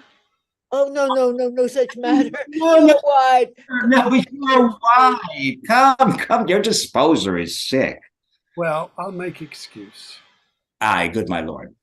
Why should you say Cressida? No, your poor disposer's sick. I spy. You spy? What do you spy? Come, give me an instrument now, sweet queen. Sweet queen, give me an instrument. Why, this is kindly done? My niece is horrible in love with the thing you have, sweet queen. She shall have it, my lord, if it not be my lord, Paris. He? No, she'll none of him. They two are twain. Falling in after falling out may make them three. Come, I'll hear no more of this. I'll sing you a song. I prithee now, by my troth, sweet lord, thou hast. I prithee now, by my troth, sweet lord, thou hast a fine forehead. You may. Hey, let thy song be love. This love will undo us all. Oh, Cupid. Love, that it shall in faith. Aye, good now. Love, no thing but love. In your troth it begins so. Love, nothing love. Still more, for love's bow shoots buck and doe. The shaft confounds, not that it wounds, but tickles still the sore. These lovers cry, oh, they die. Yet that which seems the wound to kill, to turn Oh, ah, ah, ah, ah, so dying love, live still. Oh, oh, wow, ah, ah, ah, oh, groans out. Ah, ah, ah, In love, in faith, to the very tip of the nose. He eats nothing but dove's love, and that breeds hot blood, and hot blood begets hot thoughts, and hot thoughts beget hot deeds, and hot deeds is love. Is this the generation of love? Hot blood, hot thoughts, and hot deeds, for they are vipers. Is love a generation of vipers? Sweet Lord, who's in the field today? Hector, Deiphobus, Helenus, Antenor, and all the gallantry of Troy. I would fain have armed today, but my Nell would not have it so. How chance my brother Troylus went not? He hangs a lip at something. You know all, Lord Pandarus. Oh, no, not I, honey, sweet queen. I long to hear now how they sped today. Listen, you remember your brother's excuse? Led to a hair. Farewell, sweet queen. Oh, commend me to your niece. I will, sweet queen. Sound a retreat. Ah, they're come from the field. Let us to Priam's hall to greet the warriors, sweet Helen. I must woo you to help unarm our Hector. His stubborn buckles, with these your white enchanting fingers touch, shall more obey than on the edge of steel, or force of Greekish slaves. You shall do more than all the island kings. Disarm great Hector. Who make us proud to be his servant, Paris. Yet what he shall receive of us is duty, gives us more palm and beauty than we have, yea, overshines ourselves. Sweet above thought, I love thee. Exeunt. Enter Pandarus and Troylus' man. How now, where's thy master? At my cousin Cressida's? No, sir, he stays for you to conduct him thither. Oh, here he comes. How now? Sirrah, walk off. Have you seen my cousin? No, Pandarus. I stalk about her door like a strange soul upon the Stygian banks, staying for waftage.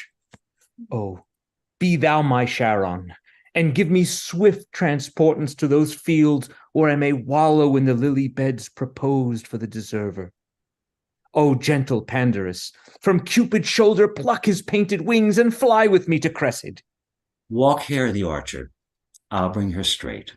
I am giddy. Expectation whirls me round. The imaginary relish is so sweet that it enchants my sense. What will it be when that the watery palates taste indeed love's thrice reputed nectar? Death, I fear me, sounding destruction, or some joy too fine, too subtle, potent, and too sharp in sweetness for the capacity of my ruder powers. I fear it much, and I do fear besides that I shall lose distinction in my joys, as doth a battle when they charge on heaps the enemy flying. She's making her ready. She'll come straight. You must be witty now. She does so blush and fetches her wings so short as if she were afraid with a sprite. I'll fetch her. It is the prettiest villain. She fetches her breath so short as thou taken sparrow. Even such a passion doth embrace my bosom. My heart beats thicker than a feverous pulse, and all my powers do their bestowing lose, like vassalage at unawares encountering the eye of majesty. Come. What needs you blush? James a baby. Here she is now. Swear the oaths now to her that you have sworn to me. What, are you gone again? You must be watched there, you maid tame. Must you? Come your ways. And you, draw backwards. We'll put you in the fills. Well, why do you not speak to her? Come, draw this curtain. And let's see your picture. Alas, the day, how loath you are to offend daylight. And 'twere dark, you'd close sooner. So, rub on, and kiss the mistress. How now? A kiss in free form. Build, carpenter, build. The air is sweet. Nay, you shall fight your hearts out ere I part you. The falcon has the terso for all the ducks of the river. Go to, go to. You have bereft me of all words, lady. Words pay no debts. Give her deeds. But she'll bereave you of the oath's deeds too if she calls your activity in question. Billing again? Here's a witness where the two parties interchangeably. Come in, come in. I'll go get a fire. Will you walk in, my lord? O Cressida, how often have I wished me thus? Wished, my lord. The gods grant. Oh, my lord. What should they grant? What makes this pretty abruption? What too curious drag espies my sweet lady in the fountain of our love? More dregs than water if my tears have eyes. Fears make devils of cherubims that never see truly. Blind fear that seeing reason leads finds safe footing, then blind reason, stumbling without fear to fear the worst, oft cures the worse. Oh, let my lady apprehend no fear. In all Cupid's pageant there is presented no monster. Nothing monstrous neither? Nothing but our undertakings when we vow to weep seas, live in fire, eat rocks, tame tigers, thinking it harder for our mistress to devise imposition enough than for us to undergo any difficulty imposed. This is the monstrosity in love, lady, that the will is infinite and the execution confined, that the desire is boundless and the act a slave to limit. They say all lovers swear more performance than they are able, and yet reserve an ability that they never perform, vowing more than the perfection of 10 and discharging less than the 10th part of 1. They that have the voice of lions and the act of hares, are they not monsters? Are there such? Such are not we. Praise us as we are tasted. Allow us as we prove. Our head shall go bare till merit crown it. No perfection in reversion shall have a praise in present. We will not name desert before his birth, and being born, his addition shall be humble. Few words to fair faith. Troylus shall be such to Cressida as what envy can say worst shall be a mock for his truth, and what truth can speak truest, not truer than Troylus. Will you walk in, my lord? What, blushing still? Have you not done talking? Well, uncle, what folly I commit, I dedicate to you. I thank you for that. And if my lord get a boy of you, you'll give him me. Be true to my lord. If he flinch, chide me for it. You know now your hostages, your uncle's word and my firm faith. Nay, I'll give my word for her too. Our kindred, though they be long, they are wooed, they are constant being one. They are burrs, I can tell you. They'll stick where they are thrown. Boldness comes to me now and brings me heart. Prince Troylus, I have loved you night and day for many weary months. Why was my Cressida then so hard to win? Hard to seem one. But I was won, my lord, with the first glance that ever, pardon me, if I confess much, you will play the tyrant. I love you now, but not till now so much that I might master it. In faith, I lie. My thoughts were like unbridled children grow too headstrong for their mother. See we fools, why have I blabbed? Who shall be true to us when we are so unsecret to ourselves?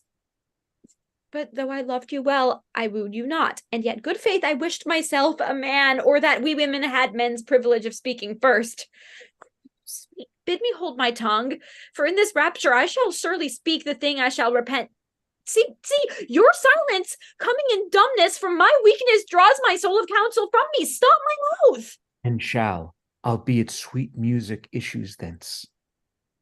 Pretty in faith. My lord, I do beseech you, pardon me. Was not my purpose thus to beg a kiss? I am ashamed. Oh heavens, what have I done? For this time will I take my leave, my lord. Your leave, sweet Cressid. Leave, and you take leave till tomorrow morning. Pray you content you. What offends you, lady? Sir, mine own company. You cannot shun yourself. Let me go and try. I have a kind of self resides with you, but an unkind self that itself will leave to be another's fool. Where is my wit? I would be gone. I speak I know not what. Well know they what they speak that speak so wisely. Perchance, my lord, I show more craft than love, and fell so roundly to a large confession to angle for your thoughts. But you are wise, or else you love not. For to be wise and love exceeds man's might that dwells with gods above. Oh, that I thought it could be in a woman. As if it can, I will presume in you to feed for aye her lamps and flames of love, to keep her constancy in plight and youth, outliving beauty's outward, with a mind that doth renew swifter than blood decays. Or that persuasion could but thus convince me that my integrity and truth to you might be affronted with the match and weight of such a winnowed purity in love. How were I then uplifted? But alas, I am as true as truth's simplicity, and simpler than the infancy of truth. In that I'll war with you. O virtuous fight, when right with right wars, who shall be most right? True swains in love shall in the world to come approve their truths by Troylus. When their times, full of protest, of oath and big compare, want similes, truth tired with iteration, as true as steel, as plantage to the moon, as sun to day, as turtle to her mate, as iron to adamant, as earth to the center. Yet, after all comparisons of truth, as truth's authentic author to be cited, as true as Troylus shall crown up the verse and sanctify the numbers. Prophet may you be. If I be false or swerve a hair from truth, when time is old and hath forgot itself, when water drops have worn the stones of Troy and blind oblivion swallowed cities up, and mighty states characterless are graded to dusty nothing, yet let memory, from false to false among false maids in love, upbraid my falsehood when they've said as false as air, as water, as wind, as sandy earth, as fox to lamb, as wolf to heifer's calf, pard to the hind, or stepdame to her son. Yea, let them say, to stick the heart of falsehood as false as Cressid. Go to a bargain made. Seal it, seal it. I'll be the witness here. Here, I hold your hand. Here, my cousins. If ever you prove false one to another, since I have taken such pains to bring you together, that all pitiful goers between be called to the world, and after my name call them all panders. That all constant men be Troyluses, all false women Cressids, and all brokers between panders. Say amen. Amen. Amen. Amen. Whereupon I will show you a chamber, which bed, because it shall not speak of your pretty encounters, press it to death. Away! And Cupid grant all long tidings, maidens here, bed, chamber, and pander to prove this gear. Exeunt. Enter Ulysses, Diomedes, Nestor, Agamemnon, Menelaus, and Calchas. Flourish. I'm coming. Now, princes, for the service I have done you, the advantage of the time prompts me aloud to call for recompense.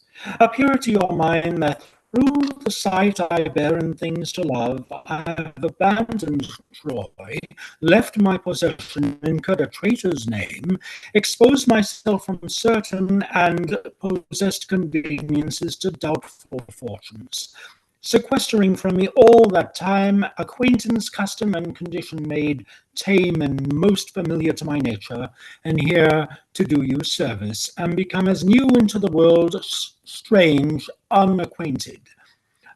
I do beseech you, as in way of taste, to give me now a little benefit, one of those many registered and promised which you say live to come in my behalf.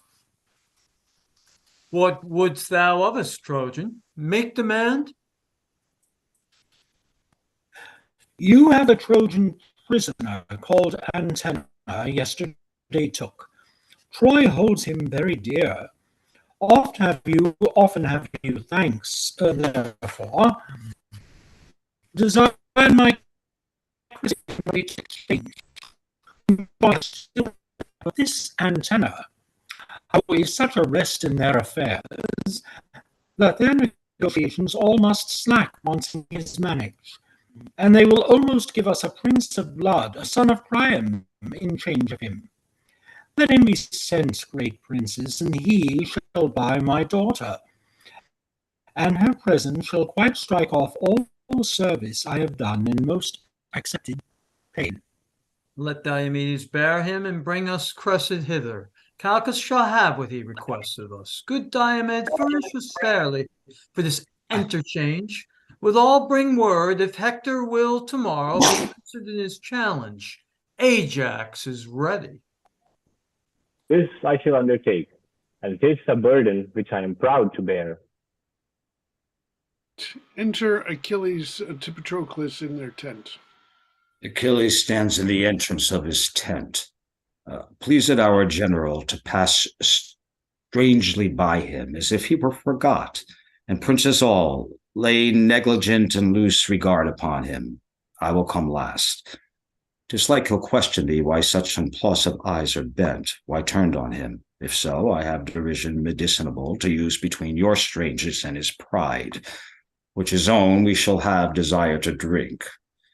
It may do good. Pride hath no other glass to show itself but pride. Her supple knees feed arrogance, and are the proud man's fees. We'll execute your purpose and put on a form of strangeness as we pass along. So do each lord, and either greet him not, or else disdainfully, which shall shake him more. Then, if not looked on, I will lead the way. What, comes the general to speak with me? You know my mind, I'll fight no more against Troy. What says Achilles? Would he aught with us? Would you, my lord, aught with the general? No. Nothing, my lord. The better. Well, good day, good day.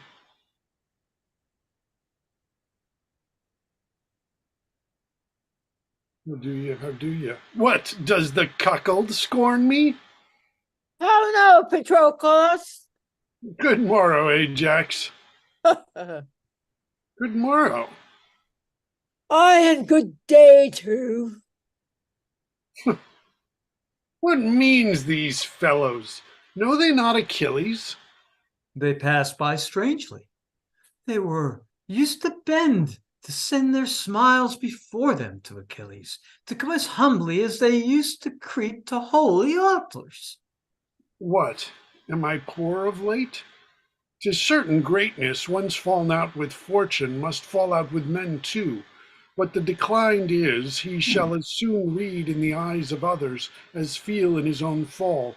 For men, like butterflies, show not their mealy wings but to the summer, and not a man for being simply man hath any honor, but honored for those honors that are without him, as place, riches, and favor, prizes of accident as oft as merit, which when they fall as being slippery standards, the love that leaned on them as slippery too, doth one pluck down another, and together die in the fall.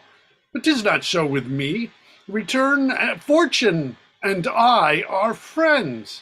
I do enjoy at ample point all that I did possess, save these men's looks, who do, methinks, find out something not worth in me such rich beholding as they have often given. Here is Ulysses. I'll interrupt his reading. How now, Ulysses? Ulysses? You there? Yeah, I'll be right there.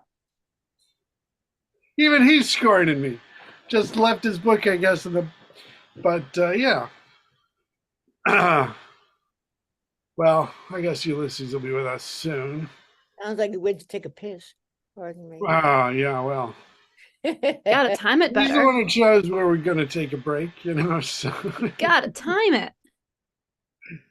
It's one of these things. I mean, there are some speeches where people do go on for enough time. Back. I had a bathroom emergency. Great. I had a bathroom emergency. I'm very sorry. Now, great fetus son. What are you reading? A strange fellow here, strange fellow here writes me that man, how dearly ever parted, how much in having or without or in, cannot make boost to have that which he hath, nor feel not what he owes, but by reflection. As when his virtues shining upon others heat them, and they retort that heat again to the first giver. This is not strange, Ulysses. The beauty that is born here in the face, the bearer knows not, but commends itself, not going from itself, but eye to eye opposed, salutes each other with each other's form, for speculation turns not to itself, till it hath travelled and is married there, where it may see itself. This is not strange at all. Well, I do not strain it at the position, it is familiar, but at the author's drift, who in his circumstances expressly proves that no man is the lord of anything, though in and of him there is much consisting, till he communicate his parts to others, nor doth he of himself know them from aught, till he behold them formed in the applause where they are extended, who like an arch reverberate the voice again, or like a gate of steel fronting the sun, receives and renders back his figure and his heat. I was much wrapped in this and apprehended here immediately.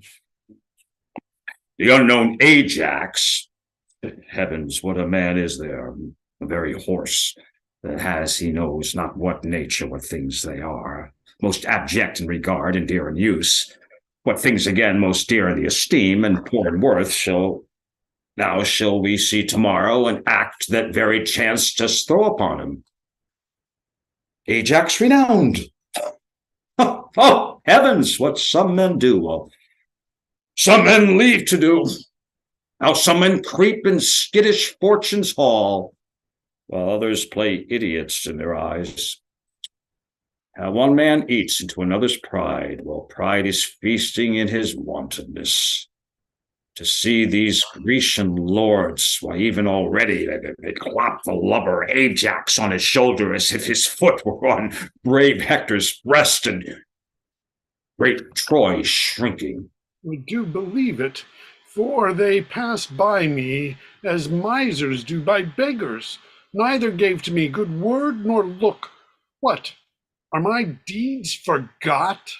Time has, my lord, a wallet at his back, whereupon he puts alms for oblivion, a great sized monster of ingratitudes, the scraps or good deeds past, which are devoured as fast as they are made. For God as soon as done, perseverance, dear my lord, perseverance, dear my lord, keeps honor bright. To have done is to hang quite out of fashion like a rusty mat in monumental mockery. Take the instant way, for honor travels in a strait so narrow, where one but goes abreast keeps then in the path, for emulation hath 1,000 sons that one by one pursue. If you give way or hedge aside from the direct forthright, like to an entrenched tide, they'll all rush by and leave you hindmost. Or like a gallant horse, vain in first rank, lie there for pavement to the abject near, overrun and trampled on. Then what they do in presence, though less than yours in past, much overtop yours. For time is like a fashionable host, that slightly shakes his party's guest hand by the hand, and with his arms outstretched, as he would fly, grasps in the comer. The welcome ever smiles, and farewell goes outside. Oh, let not virtue seek remuneration for the thing it was. For beauty, wit, high birth, vigor of bone, desert and service, love, friendship, charity are subjects all to envious and culminating time.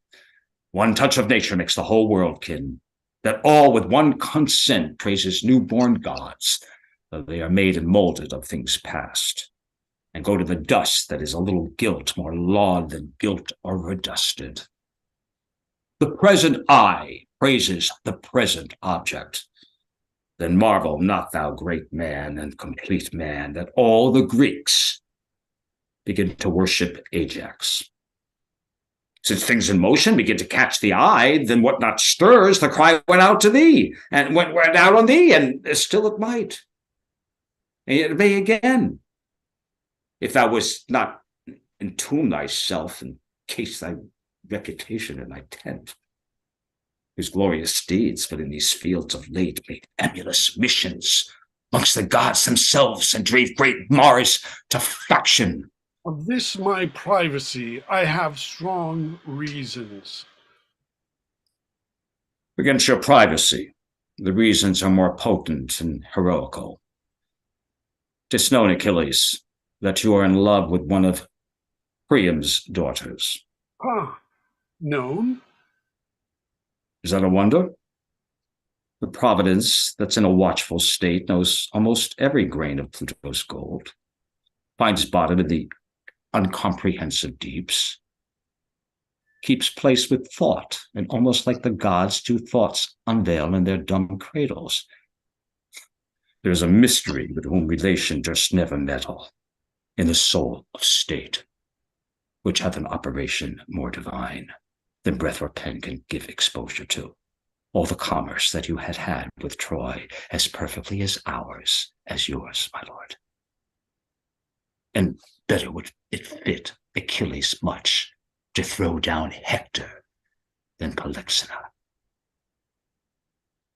But it must grieve young Pyrrhus now at home, when fame shall in her land sound her trump, and all the Grecian girls shall tribly sing, "Great Hector's sister did Achilles win.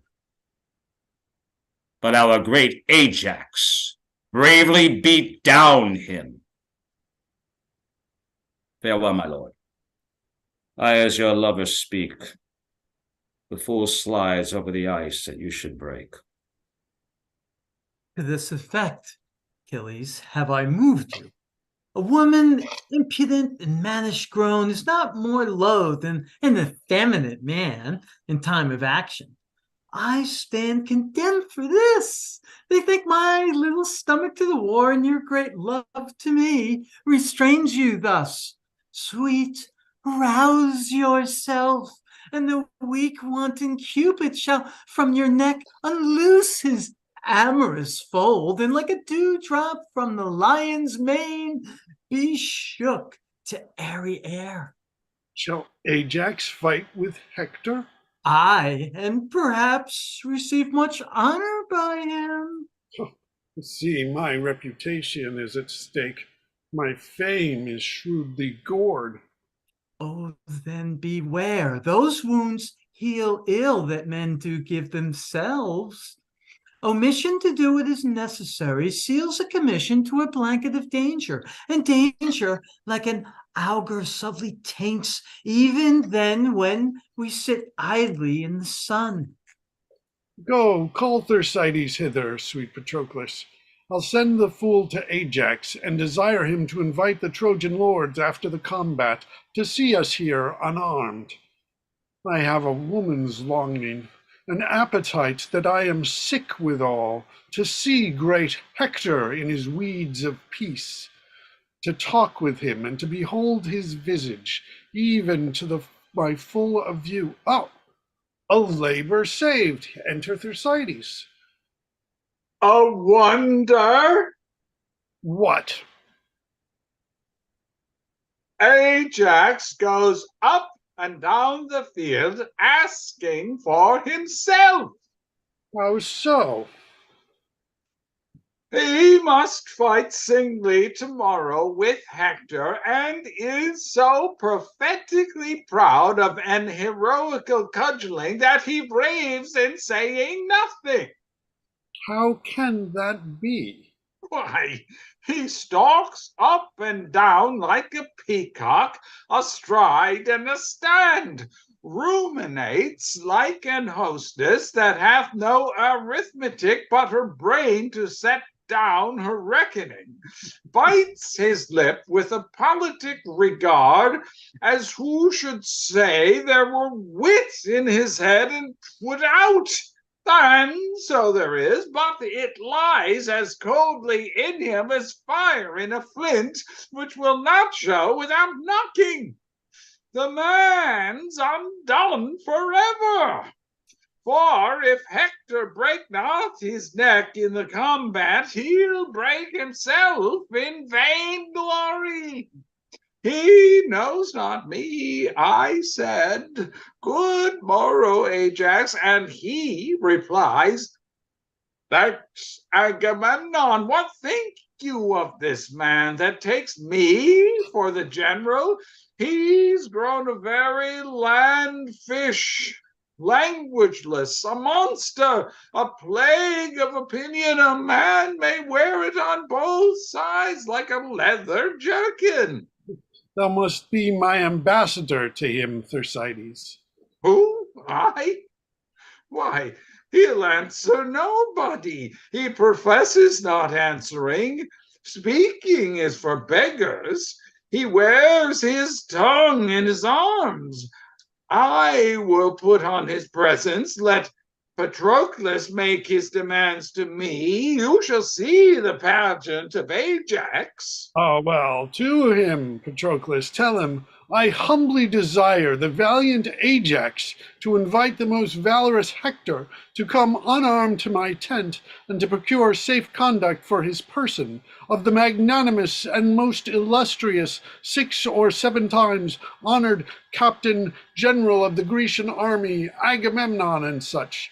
Do this. Jove bless great Ajax. Hmm. I come from the worthy Achilles, who most humbly desires you to invite Hector to his tent and to procure safe conduct from Agamemnon. Agamemnon? Aye, my lord. Huh? What say you to it? God by you with all my heart. Your answer, sir? If tomorrow be a fair day, by 11 o'clock it will go one way or other.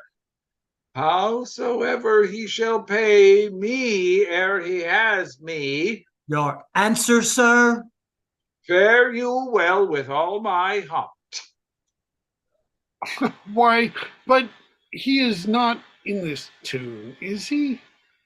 No, but he's out of tune. Thus, what music will be in him when Hector has knocked out his brains, I know not, but I am sure none, unless the fiddler Apollo get his sinews to make catlings on. Come, thou shalt bear a letter to him straight. Let me carry another to his horse, for that's the more capable creature. My mind is troubled like a fountain stirred, and I myself see not the bottom of it. Would the fountain of your mind were clear again, that I might water an ass at it. I had rather be an tick in a sheep than such a valiant ignorance. Enter at one door Aeneas with a torch, and another Phaebus, Antenor, Diomed the Grecian with torches. See, ho, who is that there?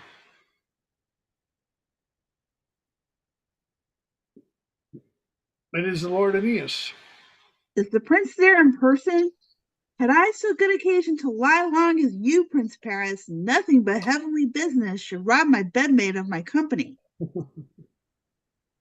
That's mine too. Good morrow, Lord Aeneas. Valiant Greek, Aeneas, take his hand.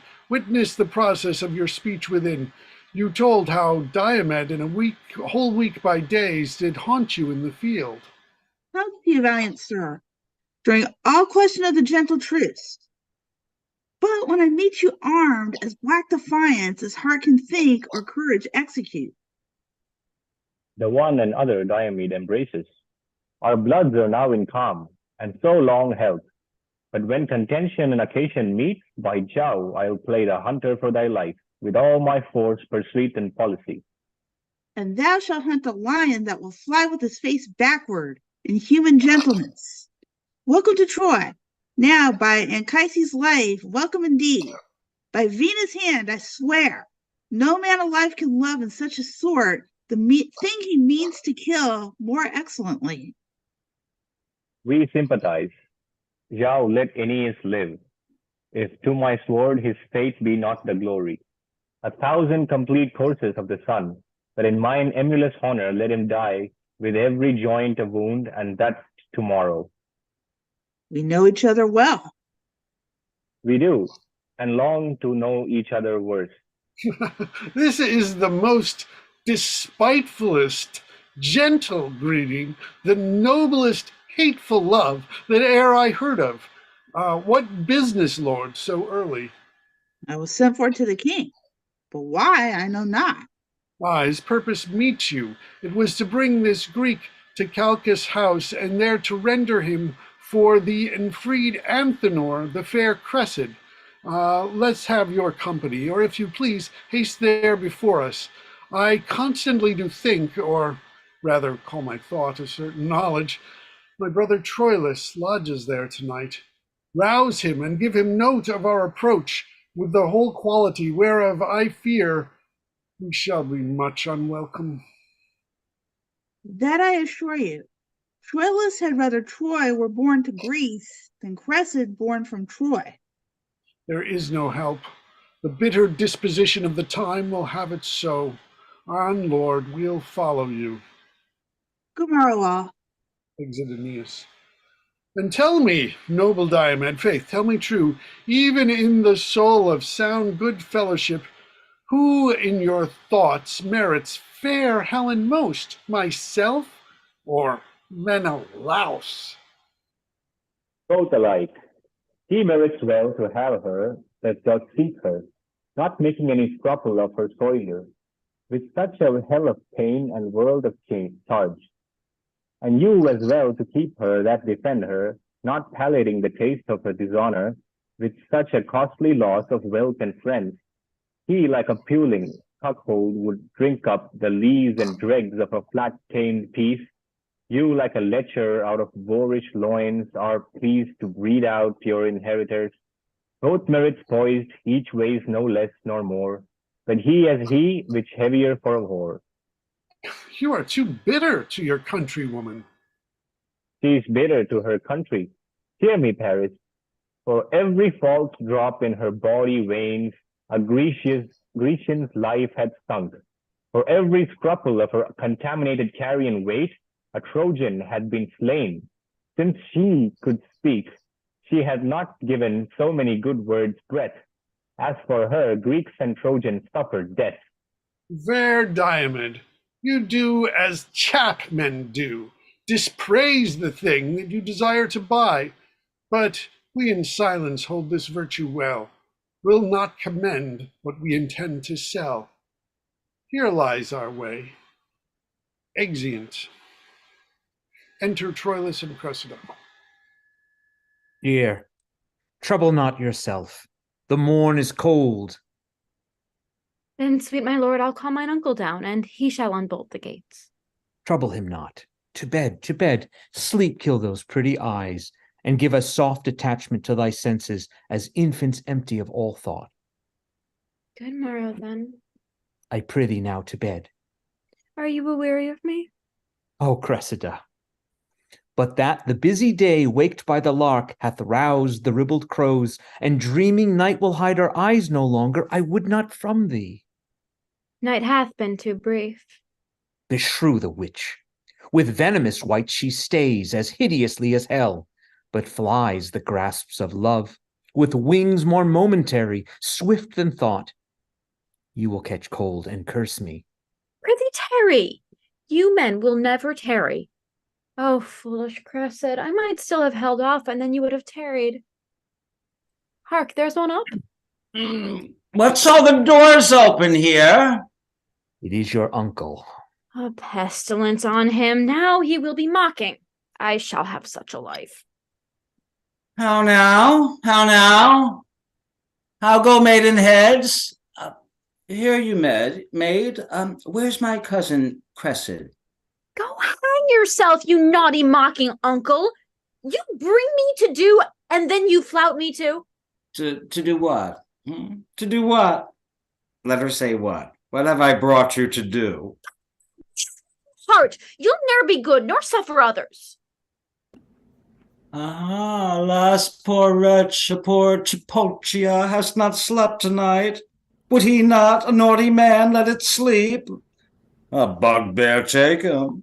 One knocks. Did I not tell you? Would he were knocked in the head. Who's that at the door, good uncle? Go and see.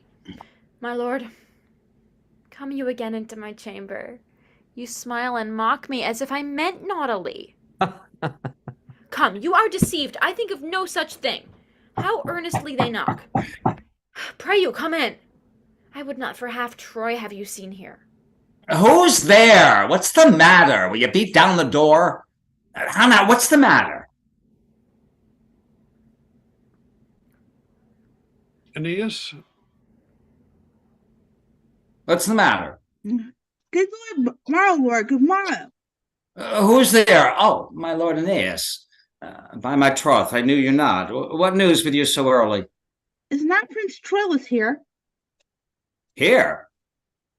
What should he do here? Come, he is here, my lord. Do not deny him. It does import him much to speak with me. Is he here, say you? Just more than I know. I'll be sworn for my own part. I came in late. What should he do here? Who? Nay then. Come.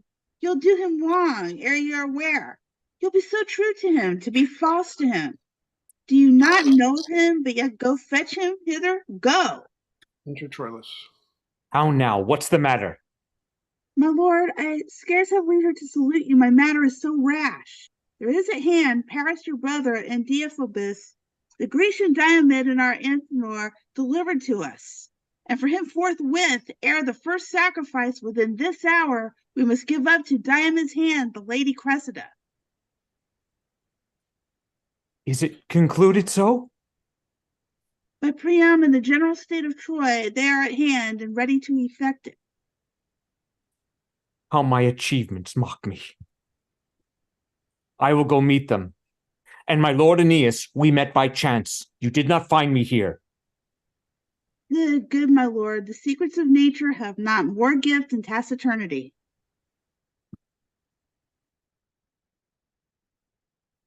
Is it possible? Impressive. Is it possible? No sooner got but lost. The devil take Antenor. The prince will go mad. A plague upon Antenor. I would have broke his neck. How now? What's the matter? Who was here? Why sigh you so profoundly? Where's my lord? Gone? Tell me, sweet uncle, what's the matter? Oh, would I were as deep under the earth as I am above. Oh, the gods, what's the matter? Prithee, get thee in. When Silas had been born, I knew that would be his death. Poor gentleman. A plague upon Antenor. Good uncle, I beseech you, on my knees, I beseech you, what's the matter? Thou must be gone, wench.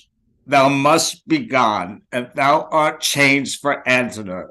Thou must to thy father and be gone from Troylus. 'Twill be his death. It will be his bane. He cannot bear it. Oh, you immortal gods. I will not go. Thou must. I will not, uncle. I have forgot my father. I know no touch of consanguinity, no kin, no love, no blood, no soul so near me as the sweet Troylus. Oh, you gods divine, make Cressida's name the very crown of falsehood, if she ever leave Troylus Time, orse, and death, due to this body what extremity you can, but the strong base and building of my love is as the very center of the earth, drawing all things to it. I will go in and weep. Oh, do. Tear mine bright hair and scratch my praised cheeks, crack my clear voice with sobs, and break my heart with sounding Troylus. I will not go from Troy. Exeunt. Shall we take a break, or do you want to take a break? Anybody want to take a break? If somebody wants to take a break, we'll take a break. If not, we'll just go on. Keep I'm going. fine to charge Keep on. going. All right, let's just keep going. All right. Okay. Enter Paris, Troilus, Aeneas, Deiphobus, Antenor, and Diomedes. It is a great morning, and the hour prefixed of her delivery to this valiant Greek comes fast upon. Good my brother Troilus, tell you the lady what she is to do, and haste her to the purpose. Walk into her house. I'll bring her to the Grecian presently, and to his hand when I deliver her, think it an altar, and thy brother Troilus a priest there offering it his heart. I know what 'tis to love, and would, as I shall pity, I could help. Please you, walk in, my lords. Exeunt. Enter Pandarus and Cressida. Be moderate. Be moderate. Why tell you me of moderation? The grief is fine, full perfect that I taste, and no less in a sense as strong as that which causeth it. How can I moderate it? If I could temporize with my affection, or brew it to a weak and colder palate, the like element I could give my grief. My love admits no qualifying cross. No more my grief in such a precious loss. Here he comes. Here he comes, sweet duck. Oh, Troilus! Troilus! Oh, a pair of spectacles is here. Let him embrace too, let me embrace too. Oh, heart, as the goodly saying is. Oh, heart, heavy heart, why sighest thou without breaking? Where he answers again, because thou canst not ease thy smart by friendship nor by speaking. There was never a truer rhyme. Let us cast away nothing. We may live to have need of such a verse. We see it, we see it. How now, lambs? Cressida, I love thee in so strange a purity, that the blessed gods, as angry with my fancy, more bright in zeal than the devotion which cold lips blow to their deities, take thee from me. Have the gods envy? Aye, 'tis too plain a case. And is it true that I must go from Troy? A hateful truth. What, and from Troilus too? From Troy and Troilus. Is possible? And suddenly, where injury of chance puts back leave-taking, justles roughly by all time of pause, rudely beguiles our lips of all rejoinder, forcibly prevents our locked embrasures, strangles our dear vows, even in the birth of our own laboring breath. We two, that with so many thousand sighs did buy each other, must poorly sell ourselves, with the rude brevity and discharge of our injurious time. Now with a robber's haste crams his rich thievery up he knows not how. As many farewells as be stars in heaven with distinct breath and consigned kisses to them, he fumbles up into a loose adieu and scants us with a single famished kiss, distasting with the salt of broken tears. Where are my tears? It is. Hark, you are cold. My Some lord, say is the the lady ready? genius so cries, come to him that instantly must die. Bid them have patience, he shall come anon. Where are my tears? Rain to lay this wind, or my heart will be blown up by the root. I must then to the Grecians. No remedy. A woeful Cressida mongst the merry Greeks. When shall we see again? Hear me, my love. Be thou but true of heart. I true? How now, what wicked deem is this? Nay, we must use expostulation kindly, for it is parting from us. I speak not be thou true, as fearing thee, for I will throw my glove to death himself, that there's no maculation in thy heart. But be thou true, say I, to fashion in my sequent protestation. Be thou true, and I will see thee. Oh, you shall be exposed, my lord, to dangers as infinite as imminent. But I'll be true. And I'll grow friend with danger. Wear this sleeve. And you this glove. When shall I see you? I will corrupt the Grecian sentinels to give thee nightly visitation. But yet be true. Oh, heaven, be true again. Hear why I speak it, love. The Grecian youths are full of quality, their loving well composed with gift of nature, flowing and swelling o'er with arts and exercise, how novelties may move and parts with person. Alas, a kind of godly jealousy, which I beseech you call a virtuous sin, makes me afraid. Oh, heavens, you love me not. Die I a villain then? In this I do not call your faith in question so mainly as my merit. I cannot sing, nor heal the high lavolt, nor sweeten talk, nor play at subtle games, fair virtues all, to which the Grecians are most prompt and pregnant. But I can tell that in each grace of these there lurks a still and dumb discursive devil that tempts most cunningly. But be not tempted. Do you think I will? No. But something may be done that we will not.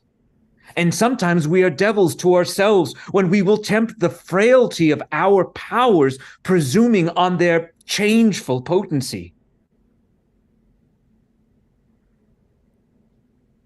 Come, kiss, and let us part. Brother Troylus. Good brother, come you hither, and bring Aeneas and the Grecian with you.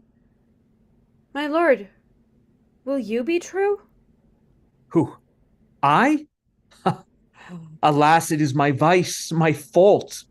While others fish with craft for great opinion, I with great truth catch mere simplicity. While some with cunning gild their copper crowns, with truth in plainness I do wear mine bare. Fear not my truth. The moral of my wit is plain and true. There's all the reach of it. Welcome, Sir Diomed. Here is the lady which for Antenor we deliver you. At the port, Lord, I'll give her to thy hand, and by the way possess thee what she is, and treat her fair. And by my soul, fair Greek, if e'er thou stand at mercy of my sword, name Cressida, and thy life shall be as safe as Priam is in Ilion. Fair Lady Cressida, so please you save the thanks this prince expects. Luster in your eye, heaven in your cheek, pleads your fair visage. And to Diomed you shall be mistress, and command him wholly. Grecian, thou dost not use me courteously, to shame the seal of my petition towards and praising her. I tell thee, Lord of Greece, she is as far high soaring o'er thy praises, as thou unworthy to be called her servant. I charge thee use her well, even for my charge.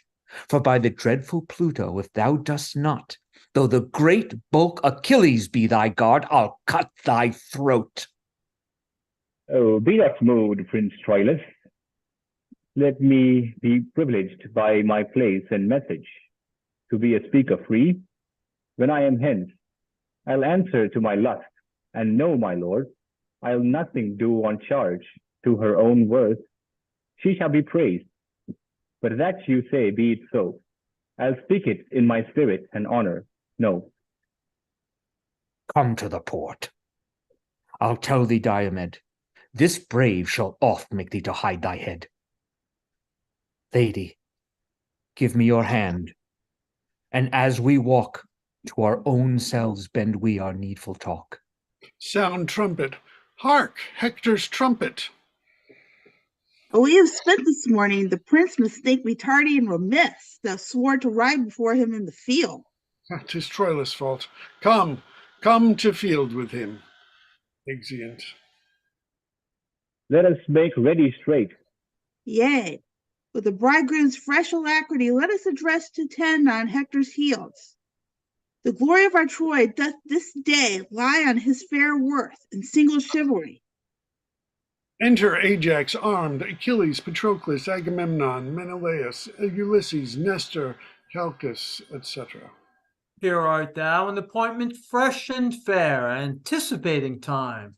With starting courage, give with thy trumpet a loud note to Troy, thou dreadful Ajax, that the appalled air may pierce the head of the great combatant and hail him hither. Thou trumpet, here's my purse. Now crack thy lungs and split thy brazen pipe. Blow, villain, till thy sphered biased cheek outsway the collect of pure.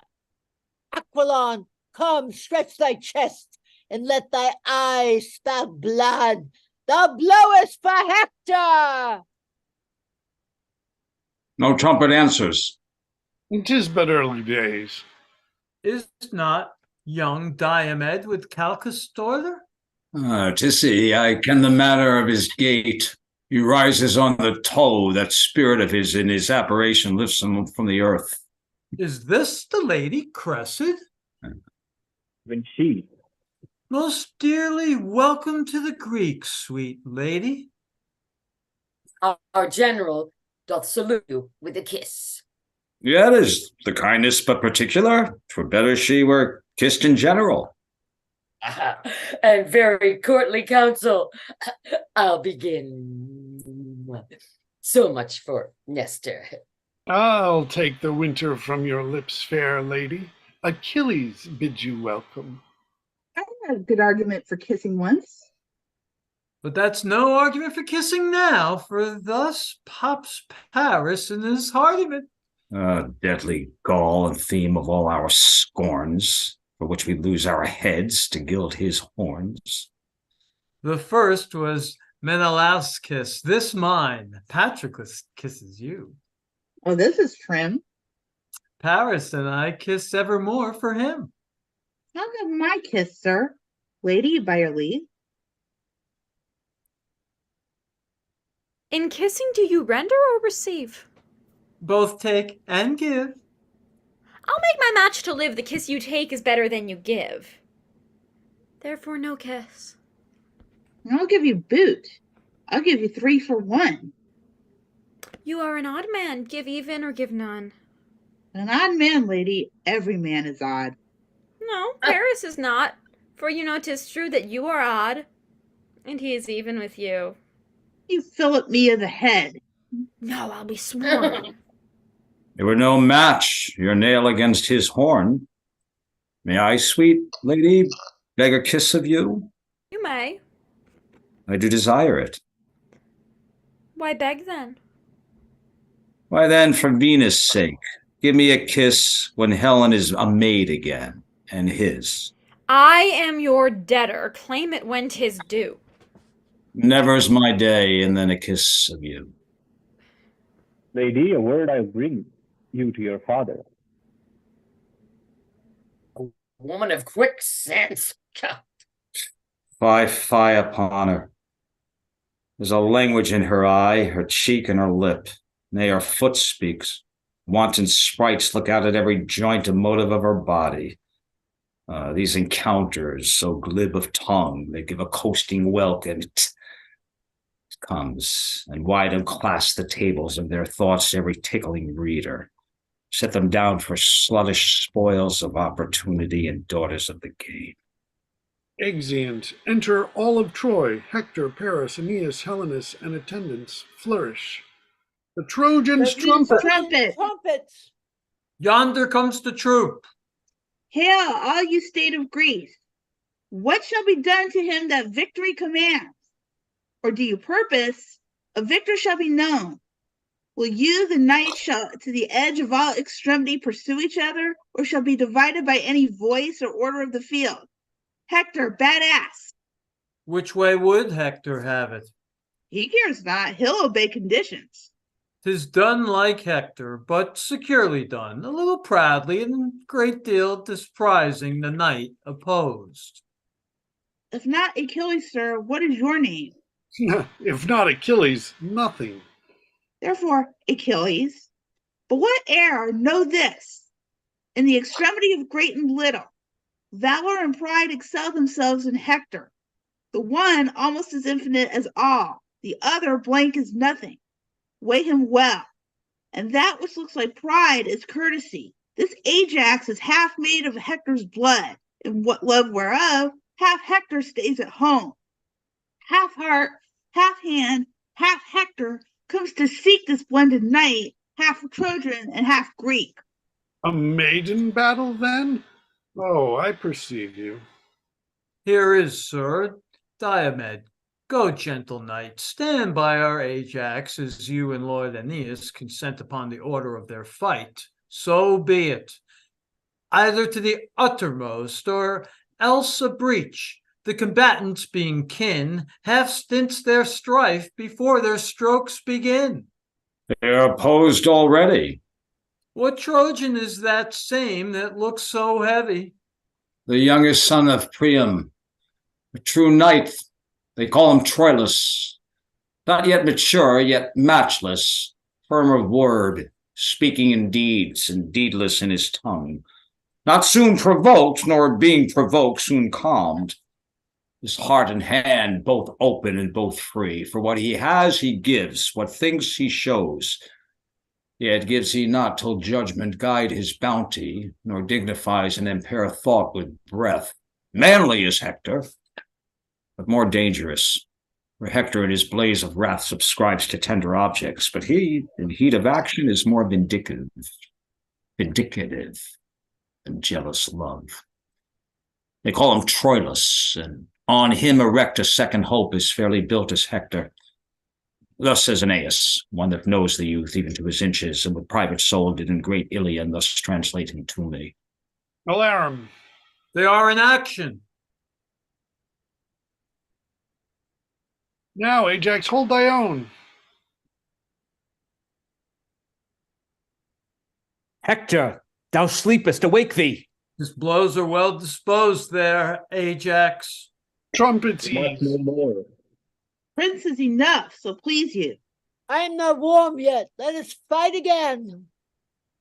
As Hector pleases. Why, then,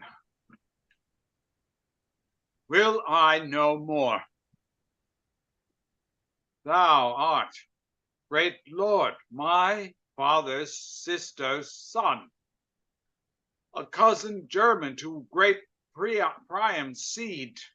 The obligation of our blood forbids a gory emulation twixt us twain. Were thy commixtion Greek and Trojan so that thou could say, this hand is Grecian all, and this is Trojan, the sinews of this leg all Greek, and this all Troy, my mother's blood runs on the dexter cheek, and this sinister bounds my father. By Jove multipotent, thou shouldst not bear from me a Greekish member, wherein my sword had not impressure made of our rank feud. But the just gods gainsay that any drop thou borrowed from thy mother, my sacred aunt, should by my mortal sword be drained. Let me embrace thee, Ajax. By him that thunders, thou hast lusty arms. Hector would have them fall upon him thus. Cousin, all honor to thee. I thank thee, Hector. Thou art too gentle and too free a man. I came to kill thee, cousin, and there hence a great addition earned in thy death. Not Neoptolemus so mirable, on whose bright breast fame with her loudest, highest cries, this is he, could promise to himself a thought of added honor torn from Hector. There is expectance here from both the sides. What further will you do? We'll answer it. The issue is embracement. Ajax, farewell. If I might in entreaties find success, as said, I had the chance, I would desire my famous cousin to our Grecian tents. 'Tis Agamemnon's wish, and great Achilles doth long to see unarmed the valiant Hector. Aeneas, call my brother Troylus to me, and signify this loving interview to the expectors of our Trojan part. Desire them home. Give me thy hand, my cousin. I will go eat with thee and see your knights. Enter Agamemnon and the rest. Great Agamemnon comes to meet us here. The worthiest of them tell me by name, but for Achilles, my own searching eyes shall find him by his large and portly size. Worthy of arms, as welcome as to one that would be rid of such an enemy. But that's no welcome. Understand more clear what's past, and what's to come is strewed with husks and formless ruin of oblivion. But in this extant moment, faith and troth, strained purely from all hollow bias drawing, bids thee with most divine integrity, from heart to very heart, great Hector, welcome. I thank thee, most imperious Agamemnon. My well-famed Lord of Troy, no less to you. Let me confirm my princely brother's greeting. You brace of warlike brothers, welcome hither. Who must we answer? The noble Menelaus. Oh, you, my lord, by Mars, his gauntlet thanks. Mock not that I affect the untraded oath. Your quondam wife swears still by Venus' glove she's well, but bade me not commend her to you. Name her not now, sir. She's a deadly theme. Oh, pardon, I offend.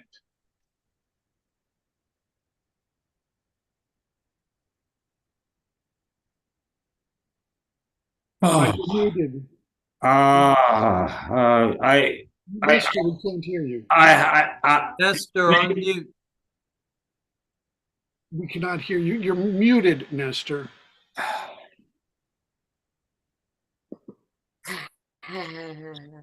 Sorry. Pardon, I guess I'm old and gray more than I realize. Okay.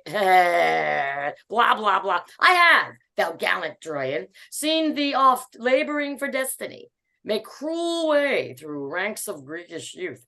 And I have seen thee as hot as Perseus, spur thy Phrygian steed, and seen thee scorning forfeits and subduements when thou hast hung thy advanced sword in the air, not letting it decline. On the declined, that I have said unto my standers by, lo, Jupiter is yonder, dealing life. And I have seen thee pause and take thy breath, when that a ring of Greeks have hemmed thee in like an Olympian wrestling. This have I seen, but this thy countenance still locked in steel, I never saw till now. I knew thy grandsire, and once fought with him. He was a soldier good, but by great Mars, the captain of us all, never like thee. Let an old man embrace thee, and worthy warrior, welcome to our tents. 'Tis the old Nestor. Let me embrace thee, good old chronicle, that has so long walked hand in hand with time. Most reverend Nestor, I am glad to clasp thee. I would my arms could match thee in contention as they contend with thee in courtesy. I would they could. Huh? By this white beard, fight with thee tomorrow. Well, welcome. I have seen the time. I wonder now how yonder city stands when we have here her base and pillar on us. I know your favor, Lord Ulysses, well. Ah, sir, there's many a Greek and Trojan dead since first I saw yourself and Diomed in Ilion on your Greekish embassy. Sir, I foretold you then what would ensue. My prophecy is but half his journey yet. For yonder walls that pertly front your town, yon towers whose wanton tops do bust the clouds, must kiss their own feet. I must not believe you. There they stand yet, and modestly, I think, the fall of every Phrygian stone will cost a drop of Grecian blood. The end crowns all, and that old common arbitrator, time, will one day end it. So to him we leave it. Most gentle, most valiant Hector, welcome. After the general, I beseech you next to feast with me. See me at my tent. I shall forestall thee, Lord Ulysses. Thou, now, Hector, I have fed mine eyes on thee. I have with exact view perused thee, Hector, and quoted joint by joint. Is this Achilles? I am Achilles. Stand fair, I prithee, let me look on thee. Behold thy fill. Nay, I have done already. Thou art too brief. I will the second time, as I would buy thee, view thee limb by limb. Oh, like a book of sport thou read me o'er, but there's more in me than thou art understandst. Why dost thou so oppress me with thine eye? Tell me, you heavens, in which part of his body shall I destroy him? Whether there, or there, or there, that I may give the local wound a name, and make distinct the very breach whereout Hector's great spirit flew. Answer me, heavens. It would discredit the blessed gods, proud man, to answer such a question. Stand again. Think'st thou to catch my life so pleasantly as to predominate in nice conjecture where thou wilt hit me dead? I tell thee, yea. Wert thou the oracle to tell me so, I'll not believe it thee. Henceforth, guard thee well, for I'll not kill thee there. Not there, nor there, but by the fort that Scythe mars his helm, I'll kill thee everywhere, yea, o'er and o'er you. Wisest Grecians, pardon me this brag. His insolence draws folly from my lips, but I'll endeavor deeds to match these words, or may I never. Do not chafe thee, cousin, and you, Achilles. Let these threats alone till accident or purpose bring you to it. You may every day enough of Hector if you have stomach. The general state, I fear, can scarce entreat you to be odd with him. I pray you, let us see you in the field.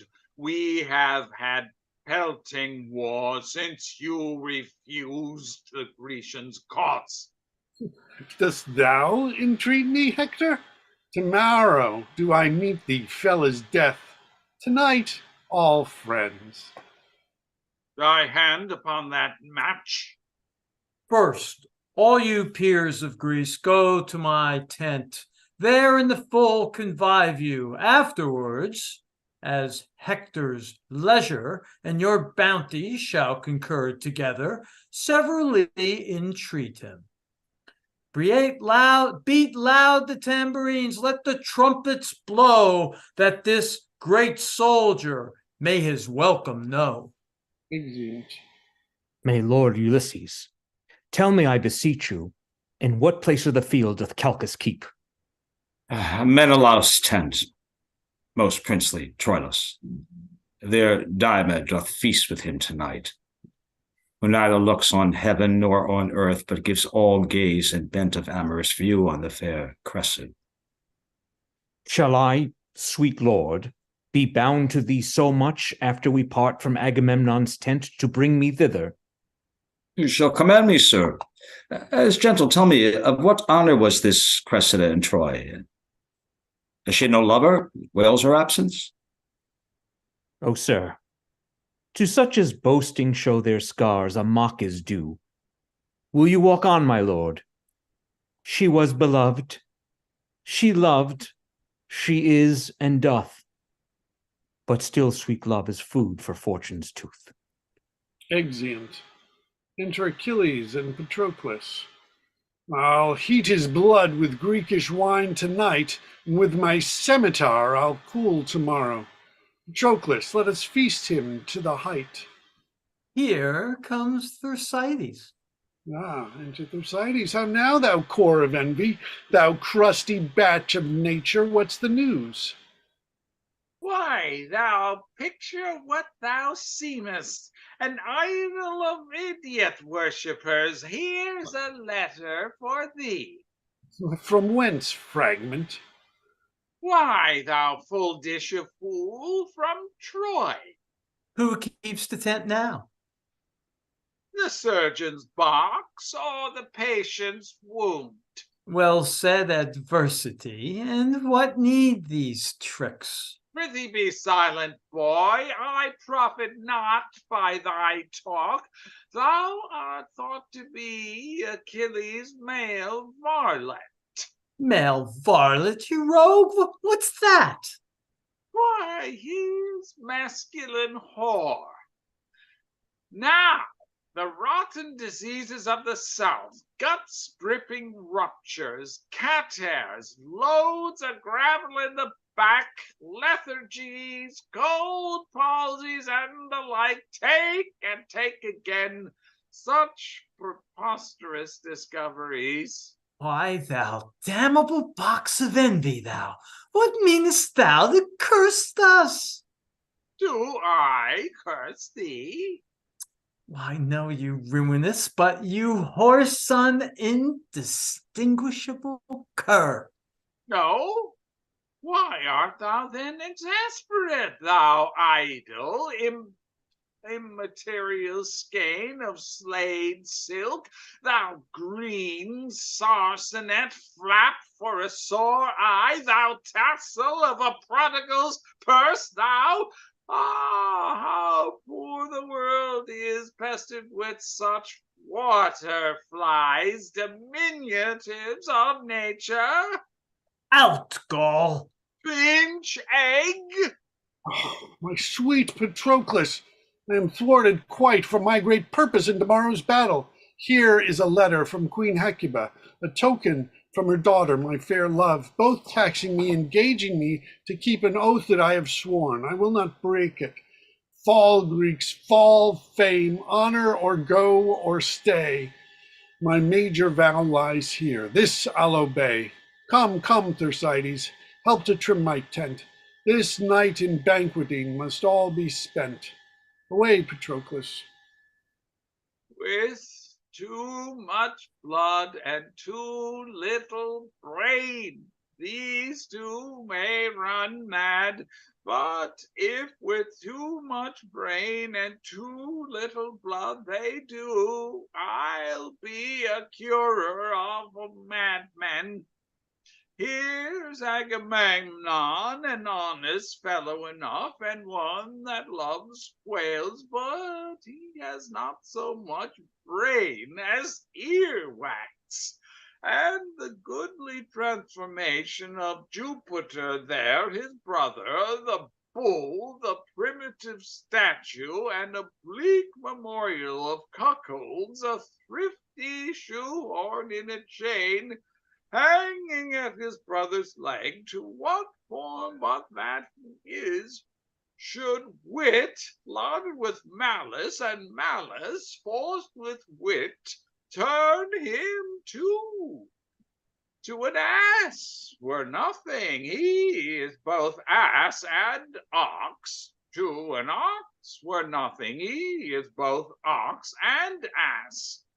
To be a dog, a mule, a cat, a fichu, a toad, a lizard, an owl, a puttock, or a herring without a row, I would not care. But to be Menelaus, I would conspire against destiny. Ask me not what I would be if I were not Thersites, for I care not to be the louse of Eliza, so I were not Menelaus. By day, spirits and fires. Enter Hector, Ajax, Agamemnon, Ulysses, Nestor, Diomed with lights. We go wrong. We go wrong. No, yonder, that's where we see the light. I trouble you. No, not a whit. Enter Achilles. Here comes himself to guide you. Welcome, brave Hector. Welcome, princes all. So now, fair Prince of Troy, I bid good night. Ajax commands the guard to tend on you. Thanks, and good night to the Greeks' general. Good night, my lord. Good night, sweet Lord Menelaus. Sweet draft, sweet. Sweet quotha, sweet saint, sweet shore. Good night and welcome, both at once, to those that go or tarry. Good night. Old Nestor tarries, and you too, Diomed.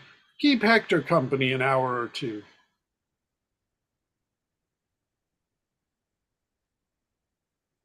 I cannot, Lord. I have important business. The tide whereof is now. Good night, great Hector. Give me your hand. Follow his torch. He goes to Calchas' tent. I'll keep you company. Sweet sir, you honor me. And so good night. Come, enter at my tent. Exeunt. That same Diomed's a false-hearted rogue, a most unjust knave. I will no more trust him when he leers than I will a serpent when he hisses. He will spend his mouth and promise like Brabler the hound. But when he performs, astronomers foretell it that it is prodigious, there will come some change. The sun borrows of the moon when Diomed keeps his word. I will rather live to see Hector than not to dog him. They say he keeps a Trojan drab and uses the traitor Calchas his tent. I after. Nothing but lechery, all incompetent varlets. Exeunt. Enter Diomed. What are you up here? Oh, speak. Calchas? Who calls? Diomed. Calchas, I think. Where's your daughter? She comes to you. Enter Troylus and Ulysses. Stand where the torch may not discover us. Enter Cressida. Cressida comes forth to him. How now, my charge? Now, my sweet guardian, hark, a word with you. Yea, so familiar. It will sing any man at first.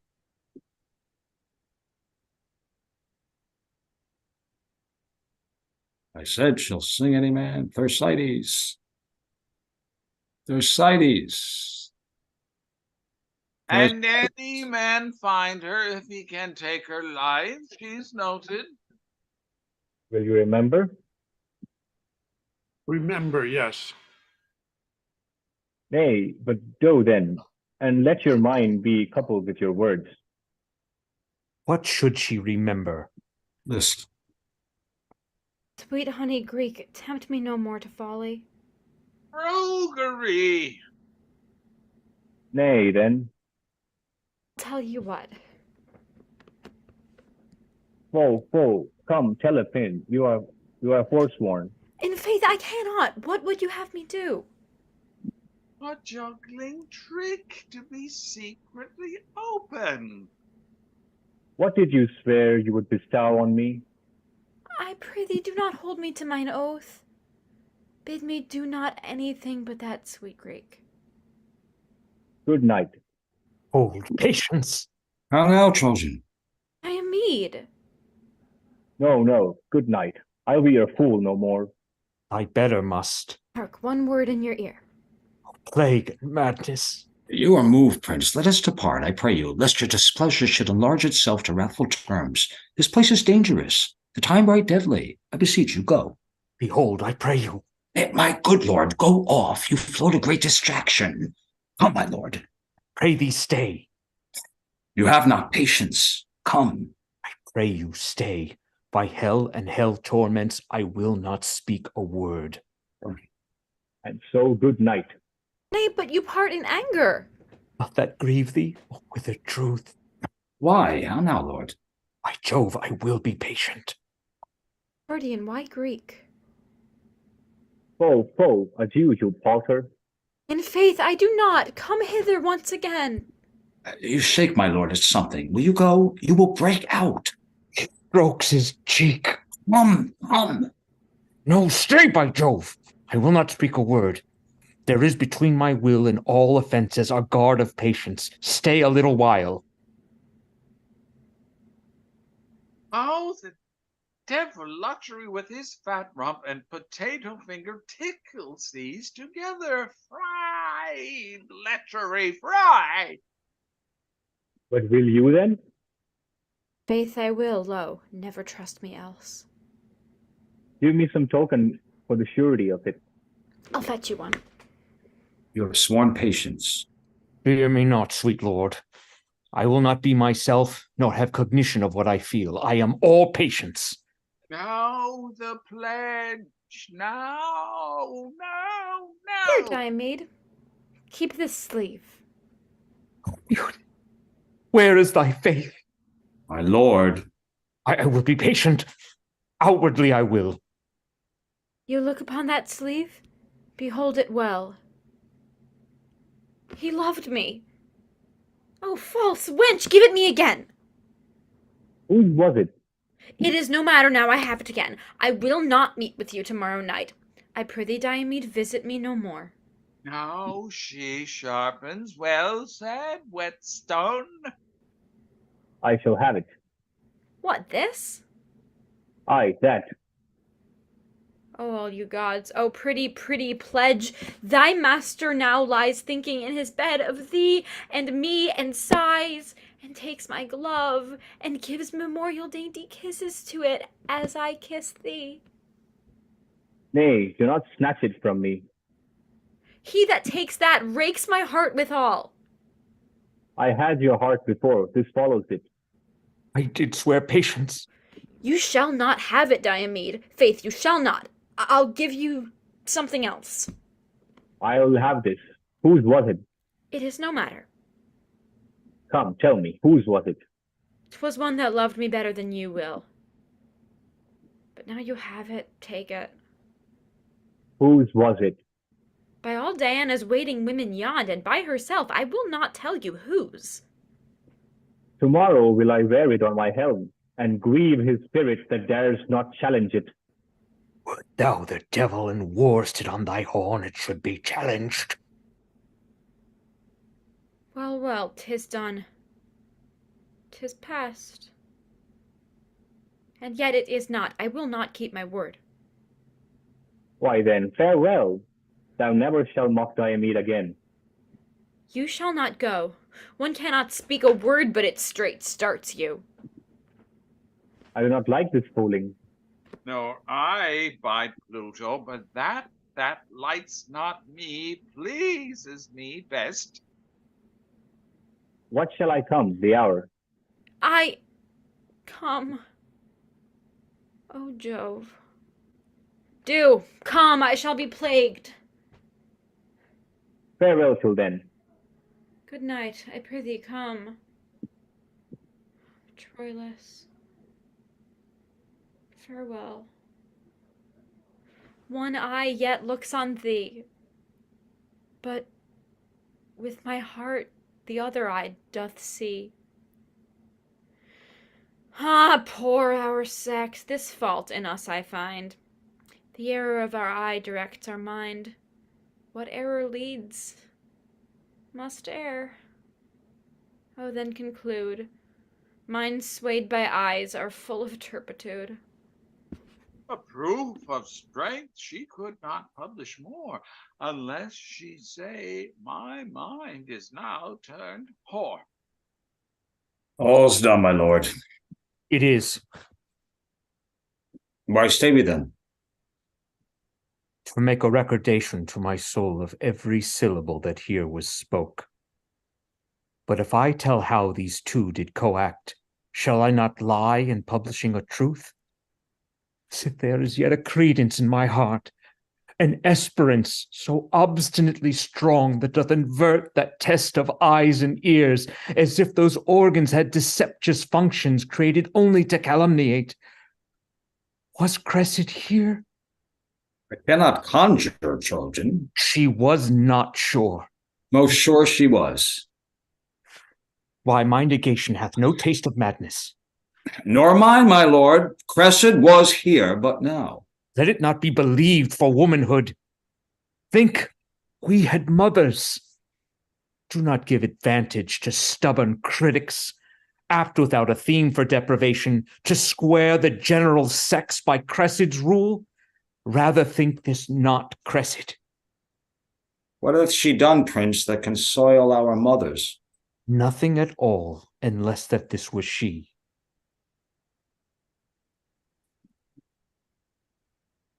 This she? No. This is Diomed's Cressida.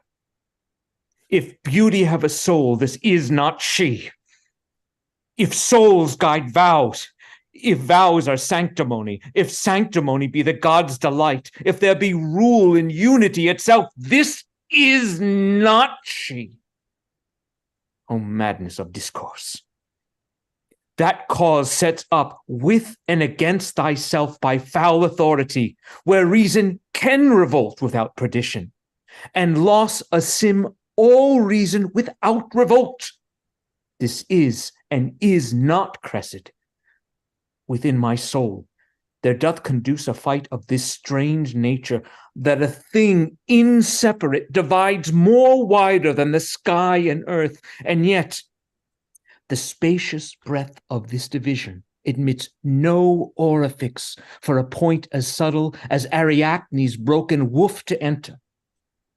Instance, oh instance, strong as Pluto's gates, Cressida is mine, tied with the bonds of heaven. Instance, oh instance, strong as heaven itself. The bonds of heaven are slipped, dissolved, and loosed, and with another knot 5-finger tied. The fractions of her faith, orts of her love, the fragments, scraps, the bits and greasy relics of her o'er-eaten faith are bound to Diomed. May worthy Troylus be half attached with that which here his passion doth express. Ay, Greek, and that shall be divulged well in characters as red as Mars his heart inflamed with Venus. Never did a young man fancy with so eternal and so fixed a soul. Hark, Greek. As much as I to Cressida love, so much by weight hate I her Diomed. That sleeve is mine, that he'll bear in his helm. Were it a cast composed by Vulcan's skull, my sword should bite it. Not the dreadful spout which shipmen to the hurricane call, constring in mass by the almighty fen, shall dizzy with more clamor Neptune's ear in his descent, than shall my prompted sword falling on Diomed. He'll tickle it for his concubine. Oh, Cressida. Oh, false, Cressida, false, false, false. Let all untruth stand by thy stained name, and they'll seem glorious. Oh, contain yourself, your passion draws ears hither. Enter Aeneas. I have been seeking you this hour, my lord. Hector by this is arming him in Troy. Ajax, your guard, stays to conduct you home. Have with you, prince, my courteous lord adieu. Farewell, revolted fair, and Diomed, stand fast and wear a castle on thy head. I'll bring you to the gates. Accept distracted thanks. Exeunt Troilus, Aeneas, and Ulysses. Would I could meet that roe, Diomed, I would croak like a raven. I would bode. Patroclus will give me anything for the intelligence of this whore. The parrot will not do more for an almond than he for a commodious drab. Lechery still, wars and lechery, nothing else holds fashion. The burning devil take them! Enter Hector and Andromache. When was my lord so much ungently tempered to stop his ears against admonishment? Unarm, and do not fight today. You train me to offend you. Get you gone. By the everlasting gods, I'll go. My dreams will sure prove ominous to the day. No more, I say. Enter Cassandra. Where is my brother Hector? Here, sister, armed and bloody in intent. Consort with me in loud and dear petition. Pursue we him on knees, for I have dreamt of bloody turbulence, and this whole night has been nothing but shapes and forms of slaughter. Oh, 'tis true. Oh, bid my trumpet sound. No notes of Sally, for the heavens, sweet brother. Begone, I say, the gods have heard me swear. The gods are deaf to hot and peevish vows. They are polluted offerings, more abhorred than spotted livers in the sacrifice. Persuaded, do not count it holy to be hurt by being just. It is as lawful, for we would give much to his violent thefts and rob in the behalf of charity. It is the purpose that makes strong the vow, but vows to every purpose must not hold. Unarm, sweet Hector. Hold you still, I say. Mine honor keeps the weather of my fate. Life every man holds dear, but the dear man holds honor far more precious, dear than life. Enter Troilus. How now, young man, meanst thou to fight today? Cassandra, call my father to persuade. Exit Cassandra. No, faith, young Troylus, doff thy harness, youth. I am today in the vein of chivalry, Let grow thy sinews till their knots be strong, and tempt not yet the brushes of the war. Unarm thee, go, and doubt thou not, brave boy, I'll stand today for thee, and me, and Troy. Brother, you have a vice of mercy in you, which better fits a lion than a man. What vice is that? Good Troylus chide me for it. When many times the captive Grecian falls, even in the fan and wind of your fair sword, you bid them rise and live. 'Tis fair play. Fool's play, by heaven, Hector. How now? For the love of all the gods, let's leave the hermit pity with our mothers. And when we have our armors buckled on, the venomed vengeance ride upon our swords. Spur them to ruthful work, rein them from ruth. Rule, fie, savage, fie! Hector, then 'tis wars! Troylus, I would not have you fight today. Who should withhold me? Not fate, obedience, nor the hand of Mars beckoning with fiery truncheon my retire. Not Priamus and Hecuba on knees, their eyes o'ergalled with recourse of tears, nor you, my brother, with your true sword drawn opposed to hinder me should stop my way, but by my ruin. Enter Priam and Cassandra. You're muted again, Cassandra.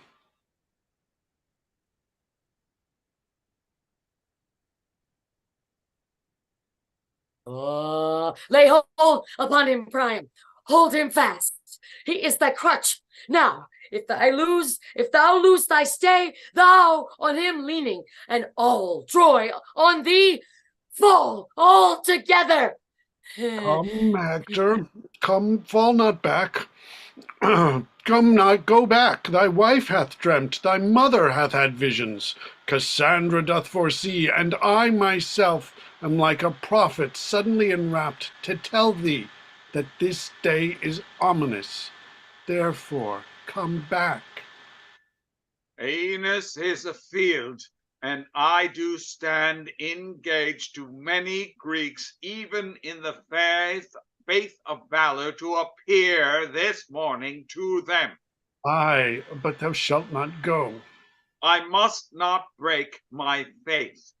You know me dutiful, therefore, dear sir, let me not shame respect, but give me leave to take that course by your consent and voice, which you do here forbid me, royal Priam. Oh, Priam, yield not to him. Do not, dear father. Andromache, I am offended with you. Upon the love you bear me, get you in. This foolish, dreaming, superstitious girl makes all these bodements. Oh, farewell, dear Hector. Look how thou diest. Look how thy eye turns pale. Look how thy wounds doth bleed at many vents. Hark! How Troy roars, how Hecuba cries out, how poor Andromache shrills her dolor forth.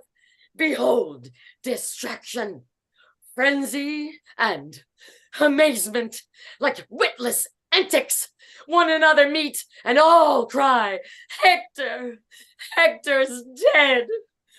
Oh, Hector! Away! Away! Ah, farewell! Yes, soft, Hector, I take my leave. Thou dost thyself and all our Troy deceive. Exit. You are amazed, my liege, at her exclaim. Go in and cheer the town. We'll wheel forth and fight. Do deeds of praise and tell you them at night. Farewell. The gods with safety stand about thee. Alarum. They are at it. Hark! Proud Diomed, believe I come to lose my arm or win my sleeve. Do you hear, my lord? Do you hear? What now? Here's a letter come from yon poor girl. Let me read. Horse and rascally tisk that troubles me, and the foolish fortune of this girl, and what one thing, what another, that I shall leave you one of these days.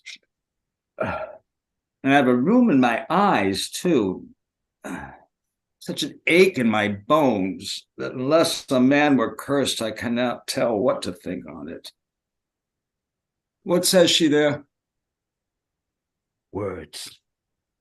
Words, mere words. No matter from their heart. The effect of offering another way. Go to win there, turn and change altogether.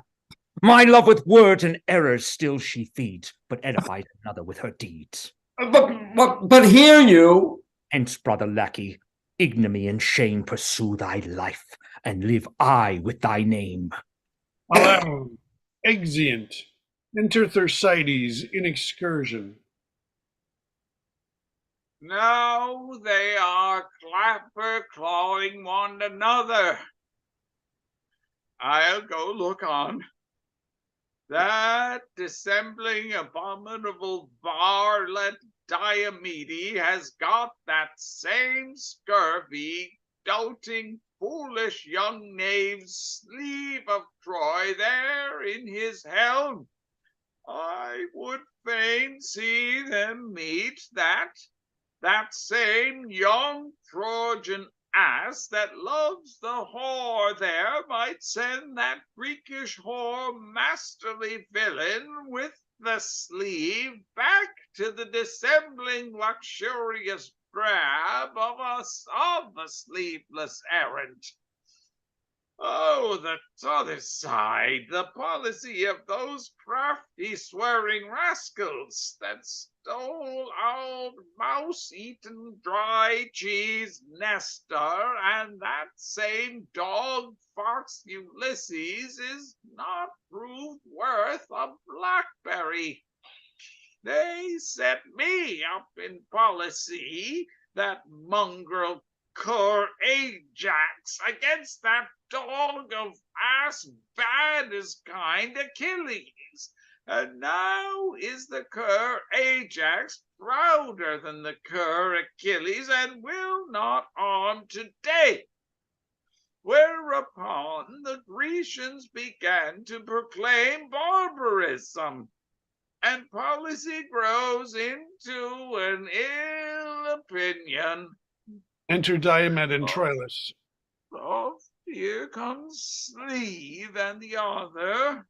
Fly not, for thou shouldst take the river Styx I would swim after. Thou dost miscall retire. I do not fly, but advantageous care. Withdraw me from the odds of multitude. Have at thee. Hold thy whore Grecian now for thy whore Trojan, now the sleeve, Enter Hector. What? Art thou Greek? Art thou for Hector's match? Art thou of blood and honor? No, I am a rascal, a scurvy, railing knave, a very filthy rogue. I do believe thee. Live.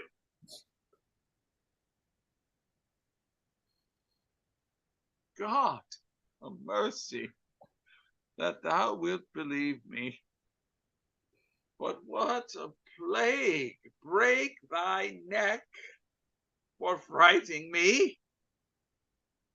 What's become of the wrenching rogues? I think they have swallowed one another. I would laugh at that miracle. Yet, in a sort, lechery eats itself. Let's seek them. Exit. Enter Diomed and servants. Go, my servant. Take thou Troylus' horse. Present the fair steed to my lady Cressida. Fellow, commend my service to her beauty. Tell her I have chastised the amorous Trojan, and I am her knight by proof. I go, my lord. Enter Agamemnon. Renew, renew! The fierce Polydamas hath beat down Menon, bastard Margarillon hath Dorius prisoner, and stands Colossus wise, waving his beam upon the pushed courses of the kings. Ephistophus and Cydus, Polyxenes is slain, Amphimachus and Thoas deadly hurt, Patroclus slain, and Palamedes sore hurt and bruised. The dreadful Sagittarius appalls our numbers. Haste we, Diomed, to reinforcement, or we perish all.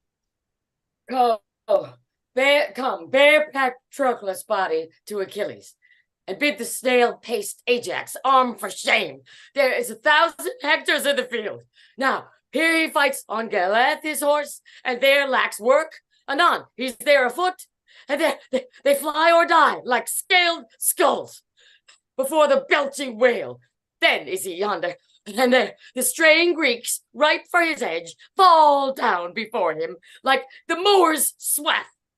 Here, there, and everywhere he leaves and takes, dexterity so obeying appetite that what he will, he does, and does so much that proof is called impossibility. Courage, courage, princes! Great Achilles is arming, weeping, cursing, vowing vengeance. Patroclus' wounds have roused his drowsy blood, together with his mangled myrmidons, that noiseless, handless, hacked and chipped come to him, crying on Hector. Ajax has lost his friend. He's lost a friend, and foams at the mouth, and he is armed and at it, roaring for Troylus, who hath done today mad and fantastic execution, engaging and redeeming of himself with such a careless force and forceless care, as if that luck in very spite of coming bade him win all. Enter Ajax. Oh, Troylus, thou coward, Troylus! Aye, there. So, we draw together. Enter Achilles.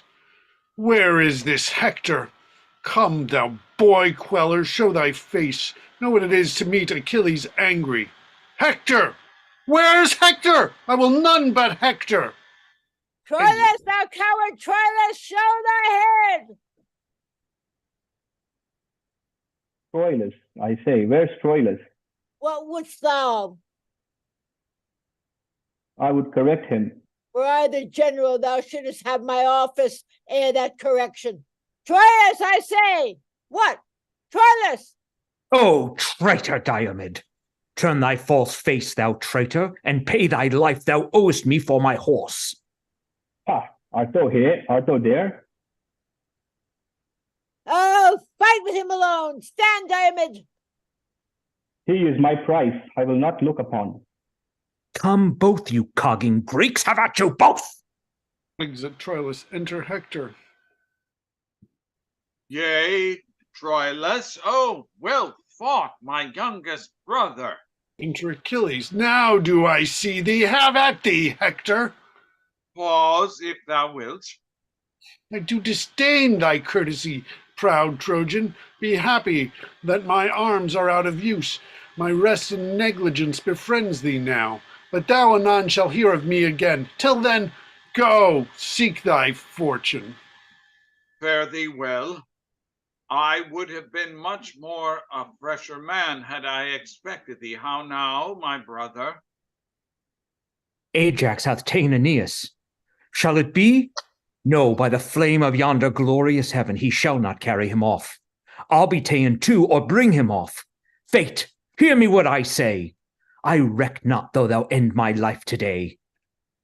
Stand, thou Greek. Thou art a goodly mark. No? Wilt thou not? I like thy armor well. I'll brush it and unlock the rivets all, but I'll be master of it. Wilt thou not, beast espied? Why then fly on, I'll hunt thee for thy hide. Exit. Enter Achilles with myrmidons. Come here about me, you my myrmidons. Mark what I say, attend me where I wheel. Strike not a stroke, but keep yourselves in breath. And when I have the bloody Hector found, impale him with your weapons round about. In fellest manner execute your arm. Follow me, sirs, and my proceedings I. It is decreed, Hector the Great must die. Enter Thersites, Menelaus, and Paris. The cuckold and the cuckold maker are at it. Now bull, now dog, lo, Paris, lo, now my double hen, sparrow, lo, Paris, lo, the bull has the game. War, horns, ho! Exit Paris and Menelaus. Enter Bastard. Turn, slave, and fight. What art thou? A bastard son of Priam's. I am a bastard too. I love bastards. I am a bastard begot, bastard instructed, bastard in mind, bastard in valor, in everything illegitimate. One bear will not fight another, and wherefore should one bastard? Take heed, the quarrel's most ominous to us. If the son of a whore fight for a whore, he tempts judgment. Farewell, bastard. The devil take thee, coward. Exeunt. Enter Hector. Most putrefied core, so fair without, thy goodly armor has cost thy life. Now is my day's work done. I'll take good breath. Rest, sword, thou hast thy fill of blood and death. Enter Achilles and his myrmidons. Look, Hector, how the sun begins to set, how ugly night comes breathing at his heels, even with the veil and darkening of the sun to close the day up. Hector's life is done. I am unarmed. Forgo this vantage Greek. Strike, fellows, strike. This is the man I seek. So, Ilion, fall thou. Now, Troy, sink down. Here lies thy heart, thy sinews and thy bones. On, Myrmidons, cry you all amain. Achilles hath the mighty Hector slain. Retreat, hark, a retreat upon the Grecian part. The Trojan trumpet sounds the like, my lord. The dragon wind of night o'erspreads the earth, and stickler-like the army separates. My half-supped sword, that frankly would have fed, pleased with his dainty bed, thus goes to bed. Come, tie his body to my horse's tail. Along the field I will the Trojan trail. Exeunt, sound retreat, shout. Enter Agamemnon, Ajax, Menelaus, Nestor, Diomed, and the rest marching. Hark, hark, what shout is that? Peace, drums. Achilles, Achilles, Hector slain, Achilles! The brute is Hector slain, and by Achilles.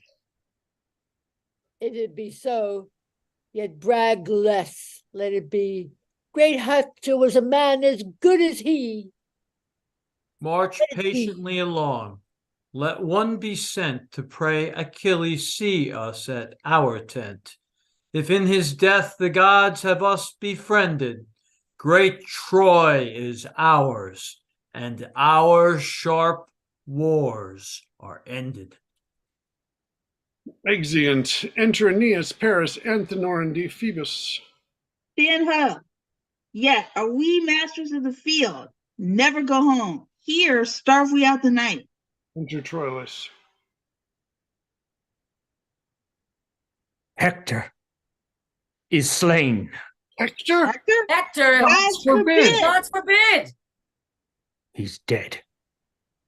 and at the murderer's horse's tail in beastly sort dragged through the shameful field. Frown on, you heavens! Affect your rage with speech. Sit, gods, upon your thrones and smile at Troy. I say at once, let your brief plagues be mercy, and linger not our sure destructions on. My lord, you do discomfort all the host. You understand me not that tell me so.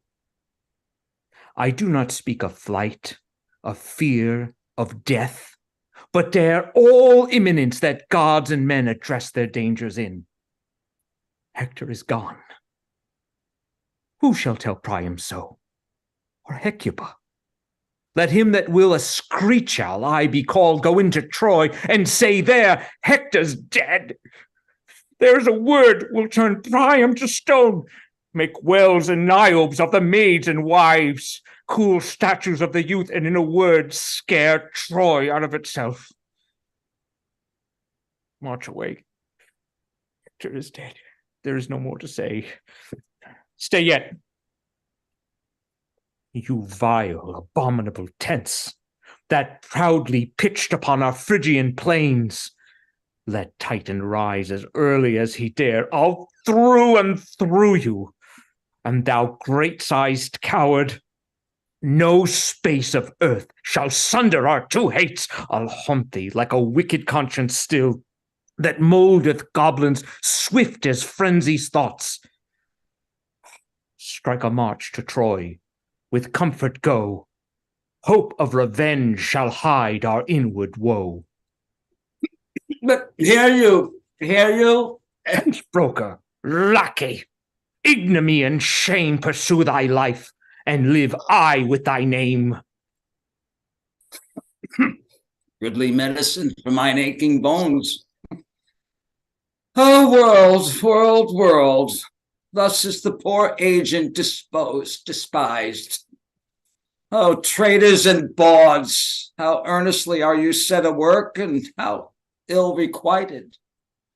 Why should our endeavor be so desires, and the performance so loathed? What verses for it? What instance for it? Let me see. For merrily the humble bee doth sing, till he has lost his honey and his sting. And being once subdued in arm tail, sweet honey and sweet notes together fail. Good traitors in the flesh, set this in your painted clothes. As many as be here of Pandar's hall, your eyes half out, weep out at Pandar's fall. Or if you cannot weep, yet give some groans, though not for me, yet for your aching bones. Brothers and sisters of the hold door trade, some 2 months hence my will shall here be made. It should be now, but that my fear is this, some galled goose of Winchester would hiss. So then I'll sweat and seek about for eases, and at that time bequeath you my diseases. Excellent. What a great ending couplet. Yay! Great job. Thank Keep you your all very much. diseases to yourself. Oh, this Sarah, great work. Thank you so much for That's joining us. it's an incredible play. It really is. Yeah. There's some I great thought language. everybody was terrific. I'm Yes. sorry about when I was muted, y'all. I screwed up. I'm sorry about the pee break. Senility. It's just senility. You blame it on Nestor. Yeah. Unnecessary. You were just really in I thought character. Yeah. I've heard what they say about like men over 50 and late night drinks with water. Oh. Oh, she liked it. He liked it. Oh, the beast! What's your beast's name?